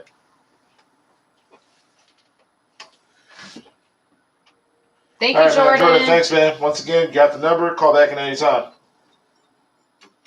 Yeah, I think we need that. I think we need to make Jordan a permanent guest on the show too. Yeah, Jordan been holding it down. Is Jordan a caller? He calls. Yeah, he calls in every week. Nice. Jordan's the guy. Thanks, Jordan. Yo, we should send Jordan a T-shirt. Yeah, definitely. That's what we should do. Jordan, if anybody deserves a free listen, T-shirt. Jordan, if you're watching, just hit us up. Let me get your size. You definitely deserve a run it back T-shirt. For sure. First off, y'all know I like Ben Simmons, so why y'all keep side-eyeing me? Ben Simmons is my guy. But when we're talking about, we're not getting into this. I'm just going to say this, and that's it. When we're talking about the possibilities of what we can get back in return, goodbye. Other than that, I absolutely love Ben Simmons. I want it to work here in Philadelphia. I understand that Ben Simmons is a generational talent. Like, I legit like the kid. I love him. Only thing that I want from Ben, he ain't even got to make the jump shot. Just shoot it. Keep the defense off balance. That's it. Everything else that he does is fantastic. I love Ben Simmons. Seriously. That's my guy. But, like I said, I agree. I agree. I mean, I'm a Ben Simmons fan. I have a Ben Simmons jersey. that's my guy. That's like I'm a fan. I I'm got a a fan. jersey. Oh, I know. I have a shirt and his jersey. Okay, so I'm a Ben Simmons fan. Like, that's my guy. I just feel like he needs to improve on his attitude, and I think that will lead to the shot. That's my opinion. I want him to Listen, love the game. Listen, man, me and Ben, we definitely got beef, but listen, he's definitely, But look at LeBron, okay? Just to say, give an example, LeBron, he is who he is, but LeBron knew that he had weaknesses in his game, and he improved on that as the years have gone on. As a shooter, you know what I mean, being more clutch. Not saying he's the clutchest player ever, but he's gotten better. You know what I mean? So he's seen improvements in his game. And I feel like, Ben, take LeBron's your guy. You're like a mirror of LeBron. Take that note. Like, LeBron is always a student of the game. And that's what Ben needs to be. Yeah, because even when you watch LeBron now, it's like the game is a lot more easy, and like he's way more efficient now at 35 than probably what he is. It's crazy. Probably in his prime, like it's crazy in Miami. And just being in Ben's size and how he handles the ball, like just like with this draft, I think there was 3 centers drafted in the first round. This draft. Yeah. So obviously, as the years have gone on, you see where the league is going. You see kind of like where we're headed. Okay, cool. But I miss centers. Right? Like true centers. You know what I mean? Like a true center. That's why I feel like we have an advantage. Because we have a true center who can't even be stopped. So imagine if we actually, if he played the way Shaq could play. Or just was on the block more often. I think instead Doc's of at gonna the 3, instead of the 3-point line. Doc's gonna help. Stay where you're at. We led the league in post-ups last year. I don't think that was the case. I think it's about. We did. He post, but he would face up. I want more back to the basket. All right, so I feel like Embiid's a lot better face up than back to the basket, in my opinion. I think he's better back to the basket. He just doesn't do it. Embiid, in general, he just wants to show all his skills at all times. Yeah. Embiid wants to dribble. Embiid wants to shoot the 3. Embiid wants to be in the paint. Embiid wants to be that guy at all times on the floor. And that's kind of his problem. Like, focus and be great at what you are meant to be on that floor for. Exactly. And then let's move on to the rest. And because, listen, we're not saying you can't. You totally can. But it's like, you got to perfect what you're there for. For sure. Yeah. And hold on, let's go through a few comments. Age is just a number dog. I think he's pretty much talking about you with your Danny Green comments. Danny is trash. So we'll turn it up this year. Ben Simmons is overrated. Who said that? Taj. Wow. Generational talent. What highlights? All he needs is a jump shot, 6.10 point guard. Listen. Here's the thing with Ben Simmons, right? This is what can happen with him, all right? So Okay. with Ben Simmons, he can either be this because everyone were just preying on his potential. Let's be real. Everyone's preying on this. He could be this. He could be that. He could either be LeBron or he could be Lamar Odom. What's your choice? Well, Lamar Odom was an integral cog into the Lakers winning those 2 championships. You heard that? Integral cog. That's a nice word you used. Yes, Chris. Integral But- cog here. Look, there are very few opportunities to get to flex that college. Integral. but what I'm saying, Stop. Integral I cog. can't even spell that. I don't need. But you know how it's used. All right, go ahead, Mark. Go ahead. What I'm saying I'll with read. that, like, who got time for that? Yeah. Not me. Anywho, what I'm saying with that is, though, like, think about the difference in caliber of player. Like, how hurt would you feel if he turned into Lamar Odom alongside Joel Embiid? The funny thing is that before Ben Simmons came out, you can look at my old Facebook piece. I'm like, listen, this guy, I feel like he's a lot more Lamar Odom than he is LeBron. Yeah. Yeah. That's But what like it is Lamar right now. Odom coming out of Rhode Island, like he was a problem. 17-7-7, walking triple double, Sure. 6'10", play Absolutely. multiple positions. I But agree. here's the thing, like if he rounds that out, like listen, you're getting a 6'10" Rondo. But Do you want that? Well, look, someone just Rondo said. got 2 rings, so Someone just Not on said him. potential is nothing. Potential is nothing. Agreed. So it's like when I guess the question they're trying to say Ben is, Simmons is 25. He's but it's not even in like his prime yet. no, I agree. But when is that line drawn? Where it's like, So- so are you going to be what you can be, or are you going to be what you are? So that's my whole thing when it comes to like, us giving him up for James Harden, because it's like we already know what James Harden is. I'm not risking and waiting on Ben Simmons, and he might just become Lamar Odom. But I would never. We talked about this last time. I would never agree to a Harden trade. I wouldn't. That's me. I would not. Oh, well, keep on wishing. But we'll see what happens. We're gonna find out. If we have shooters around 2 days. First of all, so the preseason starts on December 15th. We got the Celtics. December 18th, we got the Pacers. We got 2 games for the preseason. I hope we blow them out. Me too. Tony, what's the name? He gave us 53 in the bubble. Yeah. What's the name? TJ Warren. TJ Warren. I was about to say Tony Root. Yo, I hope TJ Warren just go to work again. We'll see what happens. Either way, we got the preseason coming up. A week of preseason, so I just think is really interesting. Yeah. A week. And then we go on to the season, which starts on the 22nd. Yeah. It'd be the thing. I was thinking about this earlier today is that we really got gypped this year in 2020 because like after the draft we get the summer league. We get to see like how these players how they're going to develop. We have no idea. I haven't seen James Wiseman play in God knows how long. Anthony Edwards, I haven't seen him play in forever. LaMelo Ball, he got injured. He stopped playing for a while.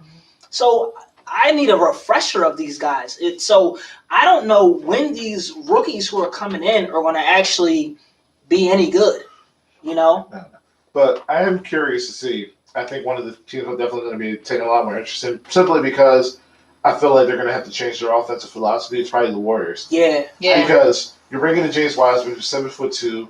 He's probably he's not a guy where it's like, all right, here, throw down the block, go to work. I'm curious to see how they integrate him into the offense. Along with Draymond Green, Andrew Wiggins, and now they traded for Kelly Oubre. With Steph Curry, and now unfortunately with Klay Thompson being hurt. Heartbreak! I'm upset. Clay, Cousin out for the season. Yeah, so I'm really upset. Clay is my guy. Yeah, so I'm curious to see how the Warriors will look with pretty much Steph Curry being the primary ball handler, and the thing is that somebody did bring up a good point. It was like we saw with Steph Curry, has to be the primary ball handler, has to create for everybody. The constant ability to stay healthy has definitely been one of the biggest issues with Steph Curry. For sure. So him being, his usage rates having to go up this year because they don't have a guy, to take the load off of him. I'm curious to see how Steve Kerr will adjust to that. I think he shouldn't have an issue. You got to look at Steve Kerr's pedigree. I mean, he played for Phil Jackson. He's played for Greg Popovich. He's a 3-time NBA champion himself. NBA GM. Exactly. So if anyone who's going to go out there and adjust, it's Steve Kerr. So the only difference is you're going to have to use Steph Curry a lot. But I think if they can somehow manage to get another ball handler, you ain't even got to do nothing crazy. Just handle the ball a bit. Maybe even bring it up so you can still get Steph off screen so he can create wide open shots. Because I don't really want Steph playing like Dame. And when I say that, it's if you notice, Dame does a lot of high pick and roll action. He comes off the pick, he pulls. Mm-hmm. It's cute. But that's not really Steph Curry's game. I don't want to see that from him. So if they can somehow get another ball handler, that would help tremendously. Actually, that's really funny because Shams reported that the Warriors actually reached out to inquire about a potential James Harden trade. I don't see why not. I saw that. Everybody want Harden. That'd be crazy. Yeah. Who don't want a top 5 player? So my question is that what is appropriate compensation to get him? It's tough because, all right, so if you're the Rockets, you can't take an injured Klay Thompson back. So, and when Daryl Morey got James Harden, it was at a super discount, but he is no longer a discount. He's one of the highest paid players in the NBA. Honestly, it might be Wiggins, maybe Eric Paschall, a few picks, maybe some money. It would for any team to get Harden. James Wiseman has to be in that deal. You think so? Yeah, he has to be in that deal. Because remember the last time they got. Remember that Kevin Love the Cleveland trade? Andrew Wiggins was the number 1 overall pick was in that trade. That's true. So you're not wrong. Think about the Rockets are starting over. Then I want a centerpiece. But do you think Harden's for sure leaving? I mean, he opted out of the $55 million, right? Yeah. He opted out of that, so he's definitely gone. He did, yeah. It's just you don't know. We don't know. But I just feel for that, I feel for Harden, his mindset is going to be all right. Where am I going to go that's going to help me get to the finals. Honestly, the Warriors work. The Warriors would. But at the same time, we got the West. The West is the West, and it's way more competitive. We still got the Lakers, who are building, still the contenders. I mean, but to be honest, all Harden knows is the West. He True. has been there. But I feel like maybe he wants to change. Maybe he wants to go back with his buddy KD and go over with Kyrie. And in the East, it's way easier. Give me less on him. He can get to the Eastern Conference Finals. See what can happen. Hey, that's not true, man. You got the Hornets over there. Stop. No, don't forget we got the Hawks. I'm sorry. Don't forget about the Gordon Hawks. Hayward jumping ship to go to the Hornets. You know what man, it was? Listen, not just Gordon Hayward. We got Devontae Graham. Devontae Graham. We got Forget about Rondo. LaMelo Ball. The Hawks. What's up, my Hawks? Dog, you got some hatred towards Atlanta, man. What? Listen. It's What's not up? a good enough team. Are you for a us to talk Hornets about. fan, Chris? Huh? Are you a Hornets fan? No, I'm not. Okay, great. I'll tell you one thing: the Um, Hornets are now watchable. No, for sure. I mean, with LaMelo, with Gordon, first of all, I feel like Gordon is really funny because he left the Celtics, even though they're more of a championship contending team, obviously. He left because he's tired of being number 4. He's like, I want to be number 2. I want to be behind Melo. You know, he's behind Tatum, Jalen, Marcus Smart, then Gordon. That's And how. Don't forget Kemba Walker. Right. And I completely so he's tired of being number 5. I mean, don't worry. I'm pretty sure everybody forgot about Kemba after that Eastern Conference Finals. Yeah, Like, he I mean, did but nothing. he was hurt though. You're still nursing I like that knee Kemba. injury. I like Kemba. I always like Kemba. He was a good fit for them. Yeah. For Boston. We had Montreal. No. And once again, you're listening to Turn Radio WJY at 98.5. We got Chris Thomas, Mark Thompson, Carmen. We're talking NBA. If you want to join the discussion, mark that call number. That phone number is 215-763-9596. Also, check out our YouTube live feed. We got Taj Felix hating on Ben Simmons right here. So join the discussion as well on YouTube. Yeah, but There's a lot of more moves that happen in the NBA. How you guys feel about DeMarcus Cousins going to the Rockets? Nah.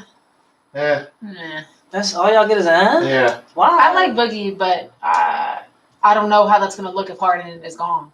I look at it like this. I love a true underdog story. We know the injuries that he's come back from. I just want to see him get on the court and perform Have a like chance. Boogie. Yeah, Yeah. that's it. So Yeah. at the end of the day, especially with them no longer having Mike D'Antoni, and if they possibly still have Westbrook and Harden, and if Boogie is, I don't know, 75% of the player he used to be, One of the Rockets aren't half one of bad. the last image in my head that DeMarcus about Boogie Cousins is Hmm.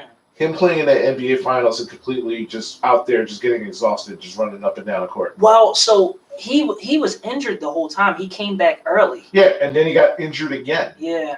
So yeah. my thing is, like, his legs are gone. But you look at it like this, from a player's perspective. The NBA Finals, you don't get there a lot. You can even look at Gordon Dragic. You knew for sure that man couldn't even walk, and he still gave it a go. You don't get those opportunities back. So I understand, your team's there, you got an opportunity, but at the end of the day, like, you're not much help because of your injury. But I'm just curious to see if Boogie can at least be, like I said, be 75% of the player that he used to be. I still think that's pretty effective. Honestly, I feel about Boogie the same way I do about John Wall. Until I see, how he looks on the court, I'm with Carmen. Yeah.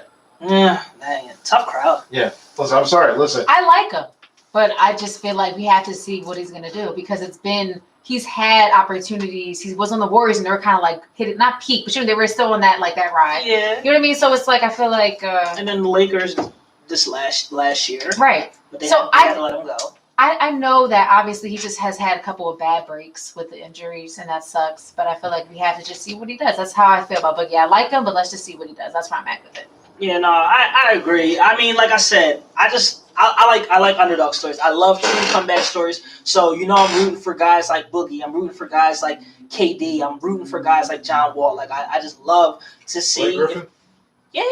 Like Blake Griffin. If anyone, believe it or not, I'm a big Blake Griffin fan. I just don't talk about him a lot because he always hurt.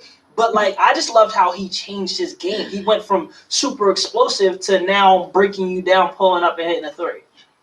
And he had to. It just sucks. He was going to be that next superstar, For sure. like that megastar, and like Injuries. those injuries, him getting He traded to was, Detroit. he was everywhere. Yeah, And then, those freaking Kia commercials. yo, it's crazy. Right? Remember he jumped over a car? You mean the hood of the car? Yeah, all right. What you thought he was going to do? Chris is like not impressed. Like I'm not. He jumped on the hood of the car. like the way they set that up, I'm like, all right, I'm watching the same dunk contest. I'm like, okay, cool. JaVale McGee, I think it's on pace to win it. Then they brought the car out. I'm like, oh, okay, I know what they're doing. They're making Blake Griffin win. Are you one of those like Sixers fans who's still upset that Nate Robinson beat Iguodala? Yes, I am. I just had a feeling. Listen, Kenny Johnson literally admitted that he did not want Iguodala to win. So no, I'm listen, Nate. Whenever you wake up, give Iguodala back the trophy. Oh my lord! Oh, poor Yo, Nate, man. savage. He's never living this down. Watch that 06 contest again and tell me how Iguodala didn't win. Nah, he should have won that. Okay, thank you. That's all I care about. Just to go back to the Nate Robinson joint a little bit. So, Nick Young tweeted because Jake Paul was talking about all these NBA players. Yeah. He was like, "Yo, stop playing! Don't make me call Gil to get the strap." Because, like, they don't be playing like that. They don't play at all. That was funny. Listen, Iguodala, has won a lot of things that he didn't deserve. A Finals MVP, but he deserves that slam dunk contest trophy. Nah, for sure. Yeah, that Finals Let's not MVP. even talk about robberies of the slam dunk. Aaron Gordon, past 2 years, yeah. robbery, straight Yeah. robbery. Like what? Like Still, excuse me, I use he that as the deserved way to we win. made- Especially like D-Wade, you was a straight hater. Like you was being a straight hater because Aaron Gordon won. Like he won. Like Yeah. even the other year when he jumped over the animal guy, Yes. whatever. So Like the Magic the mascot. Magic, yeah. Like And he was spinning. like on the the whole like his subway body thing. was like completely like straight, and he was up in the air and went under. Like he won. And honestly, the thing is, what sucks about it is that I watch Aaron Gordon in Arizona. All he knows how to do is, highlight dunks. So the fact that he got robbed, I'm just like, Twice. you're just robbing this man of the only thing that he's really good at. Yeah, Twice. and then and the thing that hurts the most about this most recent one is he had the creativity to pull out Taco Fall, who's like 7'4". Yeah. Taco Fall was clean that night. He had on the suit. nice long coat. He had gaiters on. He had him hold it and dunk over Taco. For that creativity on the spot with no practice, that's a robbery. Yeah, and I feel like that's one thing that, these slam dunk contests lacked over your creativity. So For the fact sure. that Aaron Gordon would still be able to, think about something fresh.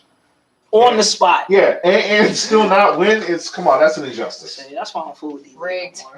He did my man dirty. Oh man, but listen, those All-Star weekends, they need to go back. Someone needs to find that Shaq camcorder and bring it back. That'd be fun. But wait, when do you think the All-Star weekend's going to be this year? Now that we're pushing everything back, it can't be in February. Canceling it. Yeah, they're canceling. They're not it. doing it Yeah, no. because of COVID. Yeah, Oh, it was going to be in Indianapolis, but my they pushed it back to God. 2024, I believe. Yeah, so What? I think, No I think they're All-Star. canceling Last year's setup was so great. It It was was. so fun. it. It was. It brought back the All-Star game. Like it was competitive. Like it was like, It was. let's get it. That's when Embiid shook LeBron out of his shoes. Kyle Lowry calls Joel Embiid championship Finals MVP.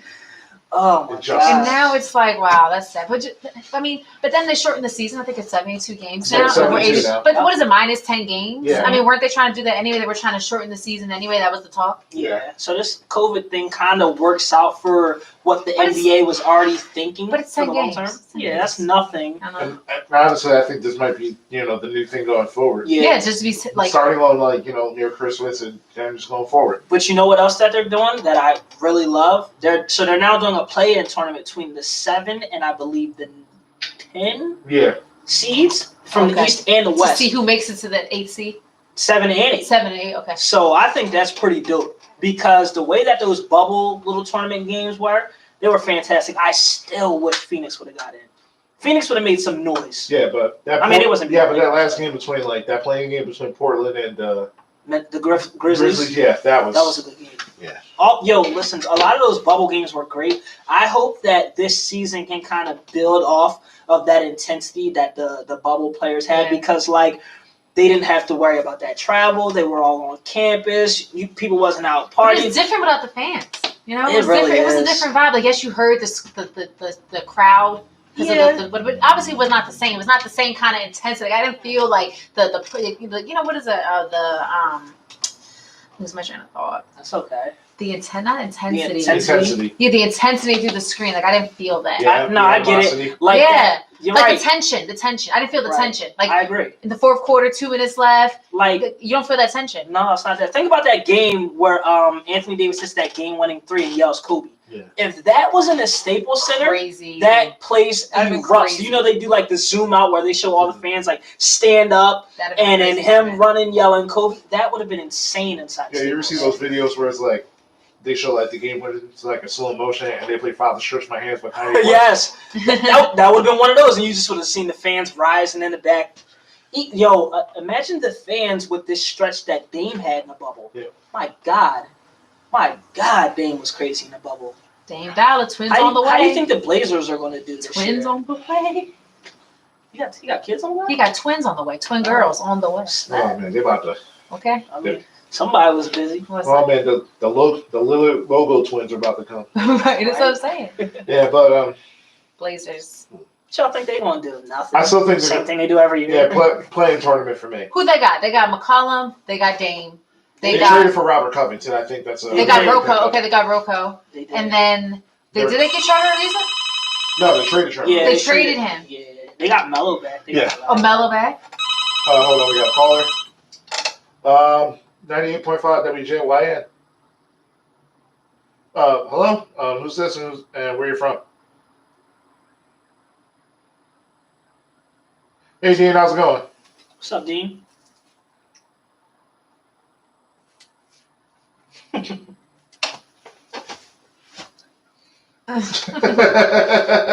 Shoot, man.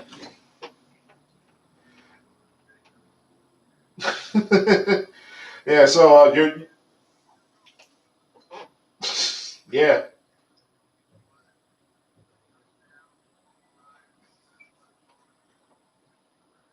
Yeah. You out of the playoffs now?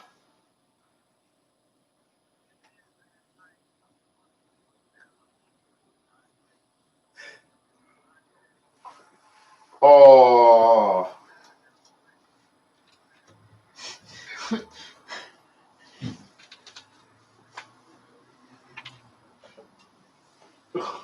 Five carries. Oh man. Just proving his point.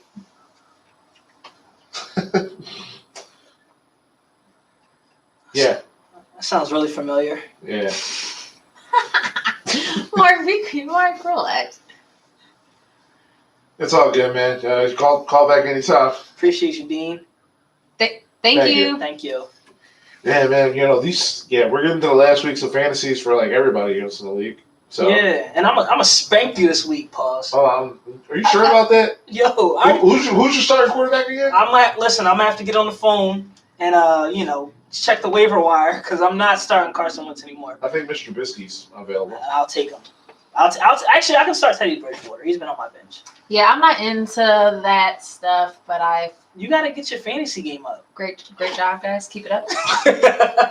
You got to listen. When we do it next year, we're gonna get you in. You're gonna learn today. I wouldn't mind because I feel like everyone's so into that. It's kind of Yeah. like why? Like I'm curious. It It's all made, good. believe it or not, like fantasy, for example, made me not hate certain players anymore. So, for example, right, years ago when Des Bryant was on the Cowboys, he was on my fantasy team. So I'm like, dang, I wanted like the Cowboys to still lose because I hate them, but like Des got to play outstanding. So it's like I found myself watching Cowboys games to see how Des is going to do. So fantasy, in a way, kind of helps out like NFL viewership, believe it or not. Because you're it's- paying attention to people you wouldn't because they're on your fantasy team. Exactly. Like I That would makes sense. never watch the Browns, but it's like, oh, I got Baker Mayfield as my starter, or oh, shoot, Odell Beckham Jr. Now I gotta check him out. They assign you guys who's on your team, like they pick for So you. you do a draft. You draft it, okay? Yup, so but you you're draft. against people. Yeah. Yes. Oh, okay. Yup. Got you. So you draft your own team. This year I'm bad. I started off 0-4 because my team's been bad. Then I went on a 5-game win streak, and I forgot to start my people the last couple weeks, so I lost a couple games. But I'm gonna get Chris this week because he reminded me. So Yeah, listen, that's fine. Listen, whoever wins the games in the playoffs.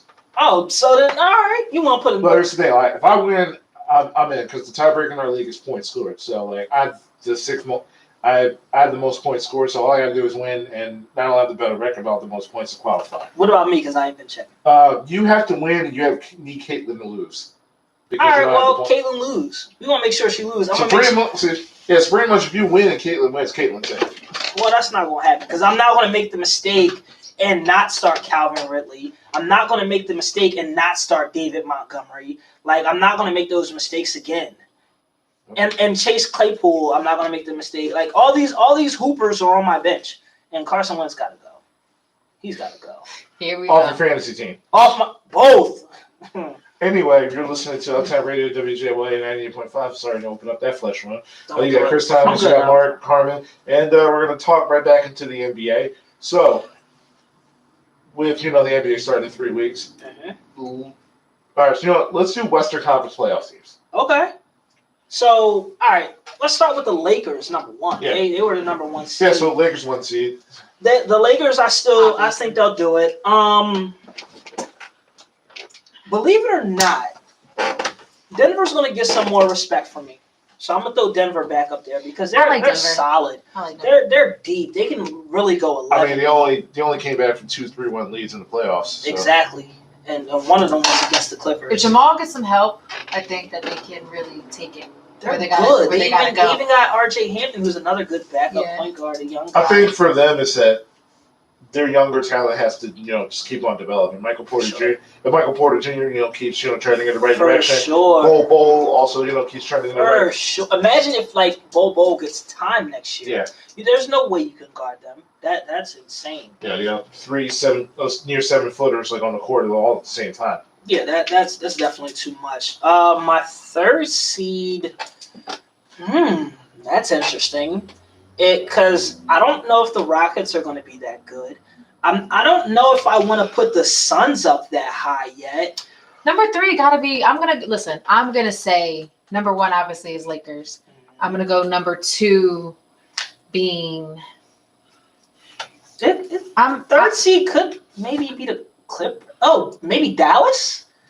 Second seed probably will be the Clippers. Third seed, I see him being the Warriors. Screw it. I'm going to throw it out there and just say Okay. third seed being Warriors. Steph's back. He's back with a vengeance. Clay's out. But, I feel like if the Warriors play Warrior ball, which is team ball, I think that they can rise up in the West because they got Steph. Steph is a three-time MVP. Okay. Steph, He's two times. two times. times. Okay. Both times he was unanimous. Yes. Okay. That's the first. So, 2-time MVP. They got Wiggins. They got what's his name? Oubre. Kelly Kelly Oubre. Oubre. I feel like they can get something going. They can get something together. If they got a decent bench, I think they can get something going. I'll tell you who's not going to be in anymore. The Thunder. They're not going to be in it. They were the 5 seed But with last CP year. gone, Yeah. no. Yeah, they were 44-28. I don't see them being in there, but for sure the Suns are going to make it in there. I just don't know where they're going to land yet. I'd say maybe the 4 or 5 range for the Suns. I'm saying 6. 6, that's fair. I'm saying 6. Because Okay. CP took the Thunder to where were they at last season? Thunder The Thunder were the 5th seed. The They were 5th seed. 44-28. with just Chris Paul and some young guys. Now, if you're adding D Book, you're adding like you said, Ayton, DeAndre Ayton, yeah. and then we got Miles Bridges. I like him. So I feel like there could Of course be I a do. decent 6. Why not? Why not? CP is that kind of player. To be honest, I also think that the Grizzlies could make a splash. The Grizzlies could sneak their way in Yeah. there. I I'm love thinking Ja. they'll definitely be in another play-in tournament for Yeah. them. I love Ja. I like Ja too. He's my guy. Listen, He's definitely next up. Ja, Jared Jackson, Dylan Brooks, Jonas Valanciunas. They got a lot of young talent. Y'all sold on the Pelicans? I feel like I never think about the I Pelicans. want to be sold Ain't on nothing them. to think about. I don't think about them. But I want to be sold on them. It depends on how Zion advances in the second year. We'll Zion. That's it. Zion is such like a juggernaut, kind of. It's kind of like he got so much hype coming out of the draft. He was number 1. Like, it's like the second. Like, it's Zion. Yeah, then he got a knee injury. Right. Yep. So That'll bring you back. For he life. got Lonzo. He's perfect for Ingram. the Sixers. That's Ingram overall is pick with going the injuries. crazy. Ingram is crazy. Yeah. He just got that big contract. Yeah. Paid. Right. They got So Steven They got Adams. Steven Adams now. Steven Adams. So I feel like Lonzo Ball. Lonzo They Ball. got 1 million draft picks. Wait, Drew left. Drew's on the Bucks. Drew's They gone. got Eric Okay. Bledsoe. They got Eric now. Bledsoe. Oh, well, Bledsoe, I'm not a fan. But the rest of them, I see potential. But it's just they're a young team. Yeah. So can they come together in those big moments down the stretch? Defense. Can they bank on defense? Sit on defense? That's the biggest thing. I think that's the biggest thing with the Grizzlies. Mhm. Can they bank on their defense to get them through? Like, Ja, I'm going to give you offense. You got offense built in. But defense is the biggest thing. What y'all think about the Jazz? Don't forget about the Jazz. Donovan Mitchell also got paid. They still got Rudy Gobert. They still got. They got Ingles still. Yeah, but he about. I don't know. Honestly, I think the Jazz will be in that play. I think they will too. So all right, so we're all convinced that the teams that are really going to improve and be in that race, like for sure, are the Suns and the Warriors. We can all agree on that. I agree. Timberwolves, no. No. Kings, no. No. Spurs, no. Thunder, no. We didn't say the Rockets. It's because they're just in limbo. We don't know what's going to happen. We don't know if Russ is staying. We don't know if Harden really is going. Like, we don't know what's happening. And not to mention, they didn't add, not to mention because of all the draft picks and everything, capital they gave up. Their supporting cast is also shot as well. Yeah. Covington's gone. You got to win. You got to limping DeMarcus Cousins coming into Houston. It's gonna be a bad time. But I would say too. Sorry, go ahead. No, go ahead. But I would say don't sleep on the Spurs. I never sleep on a Spurs team. My dad, listen here. I'm sleeping. Listen here. My dad growing up was a hardcore Spurs fan. Grew up on the Spurs. So what happened? He is still a Spurs fan, but I feel like I can never just give up on the Spurs because of Pop, because of the system, because of how they play. I really admire the way that he means for the team to play. I think it's great basketball. So I can never sleep on that. I'm not going to sleep on them. I'm not going to say they're going to be trash. I say that they're going to make a run. I don't see them maybe making, obviously, to the 4th, 5th seed, but I see them making a run. I'm not going to say they're going to be trash. So you think they're going to like have a secure spot, or are they going to be playing for a 7th or 8th spot? They're going to be playing for a 7th or 8th. So you forgot about the Mavericks. Because the Mavericks, they had the 7th seed last year. So, Luka. I already got Luke. I already got Dallas as like one of my automatic playoffs. Yeah, they're in there. Because there's like all you needed for Luka Doncic and Chris Porzingis, you just need to get him goons. Yeah. You got Josh Richardson, you got James Johnson, who's probably the toughest guy in the league. Yeah. So, don't get me started on James Johnson. That was one of the first names that came up after Nate Robinson got knocked out. James Johnson, he said like after he retires, he's going to be a professional MMA fighter. Yeah. Wait, James Johnson's back? Yeah. He's on the Mavs? Yeah. He knows kill moves. He's crazy. I was watching the Big Three. He was doing his thing. Yeah, he's crazy. What? Oh, the Mavs are going to be like a little bit of an issue. Yeah. Okay. Good thing they in the West. You got Chris Stats and Lord Luka. Yo, Luka's tough. Luka's the man. What about the East? Oh man. Number one. Listen, Luka's gonna be my next Aaron Rodgers. I can't wait. I like Luka. Luka's nice. You can't deny Luka. I'm about to say no. You can't. He's cold. I don't know. I mean, he's my guy. No, you stick with James Harden. I'll stick. Chill, you can have James Harden. You can have all that. All right, listen. All right, so all I gotta say is this. Listen, man. Because of Philly, you can go to Warm Daddies with all the money. I'm gonna be down there. Wherever James go, I go. I don't care. I'm gonna be getting it popping. I'm gonna be there. Listen, all I gotta say is this: if the trade ever goes through, and we get him, and he's performing well, don't say nothing to me. Don't even speak to me. Don't even look in my direction. I'm gonna say what I gotta say. But No, don't. Nah. Don't even look in my direction. Like, dang, James Harden had 45. Oh, that was a good win. Okay. Listen, if James Harden comes here, as long as we beat Boston in the playoff series, I don't care. It happened. But then if we lose the next series and James Harden goes 2-26 from 3, like all series, I'm just gonna look at you and I'm like, so what about? Well, how you gonna look at me when he do good? I mean, but when he do bad, come on. But you're acting like 45 equals a win. Listen, he drops 50 and they don't win. We're not doing this. We're not doing this. Am I? I mean, James Harden has these historical. You know, you're more than likely going to get a 50-point game than James Harden as opposed to anybody else in league history. But points don't equal wins. Yeah, he has more 40-point games than Kevin Durant. Points don't equal wins, and you can't gun. It's been proven you cannot gun and win a championship. Anywho, all I'm saying is when James Harden ends up on the Sixers one day and he's playing well. If he plays well, I give everyone credit where credit is due. Don't even look my direction. You're gonna be waiting a while. I've been waiting for Klay Thompson to be a Sixer for like 6 years now. I don't really want James. I'm sorry. You're good. I really don't want James Harden to be a Sixer. I'm just saying, like, if it happens, don't be looking my direction. All right, number one in the East. Are we saying Bucks? I'm not saying Bucks. We saying Bucks? I don't see why. It's a power vacuum now. Yeah, I mean, I don't think the Raptors are going to be 2. All right, here's the thing. All right, fine. We'll go Bucks 1. We'll go. I'll go Brooklyn 2. I would go Brooklyn 4. I go Heat 2. That's a reach. That's a reach. I mean, hey, they were in the finals last year. No. That's a reach. Jimmy's that man. You already know that. Come on now. You don't think Jimmy's that guy? Jimmy's not that guy? He's Jimmy cool, Butler's not he that cool, guy? but that was like Straight that was dog, like, that was, straight that was winner. Like fluke Jimmy's stuff. a winner. That was fluke bubble He's a- stuff. I'm sorry. Fluke bubble stuff? With Jimmy on the Fluke team, bubble we were stuff. almost going to be in the Eastern Conference Finals. Listen, What did we do this year? Guess what? Without him.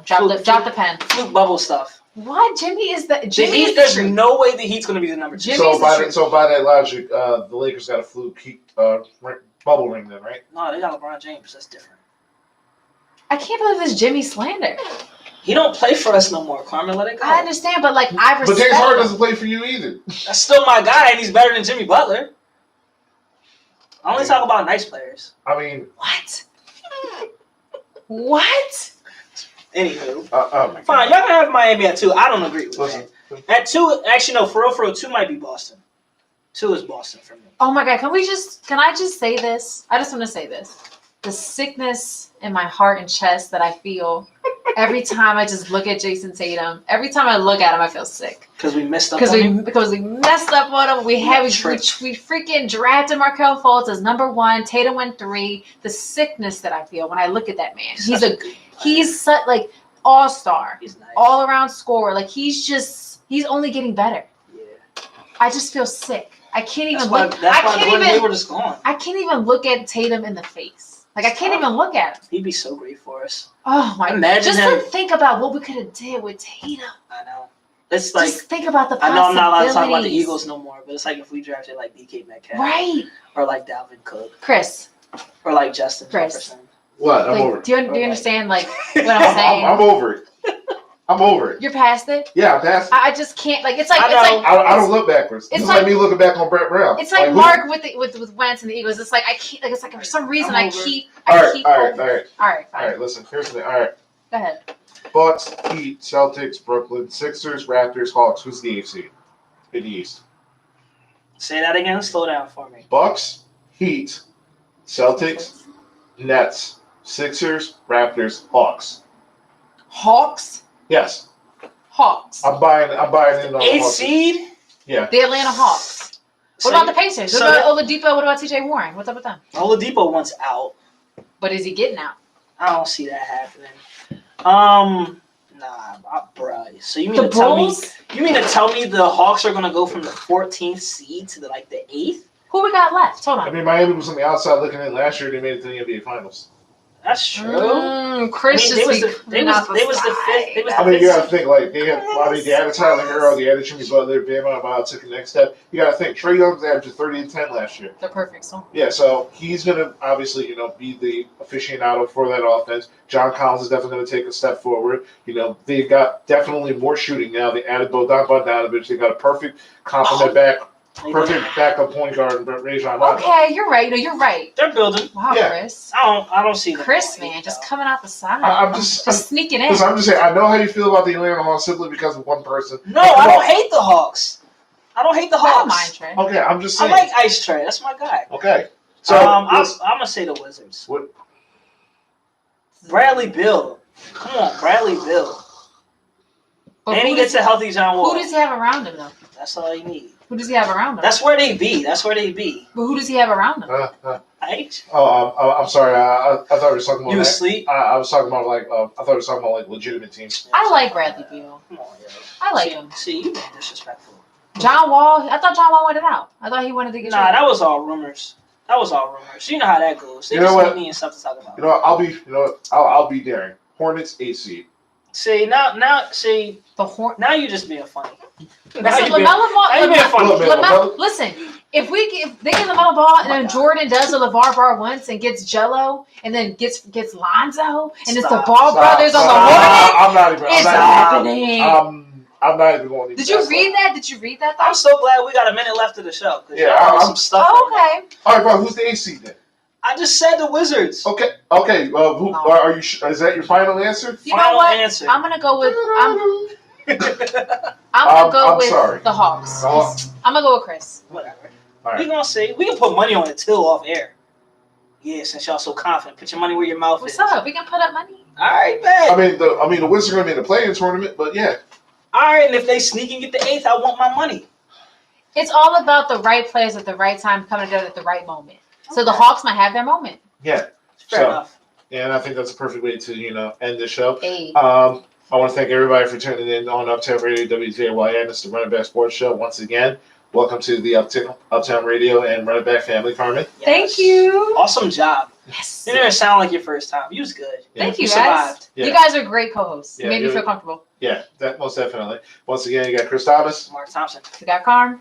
and you've been listening to Running Back Sports, Sports for the Culture. Until next time, see ya. Peace. Later.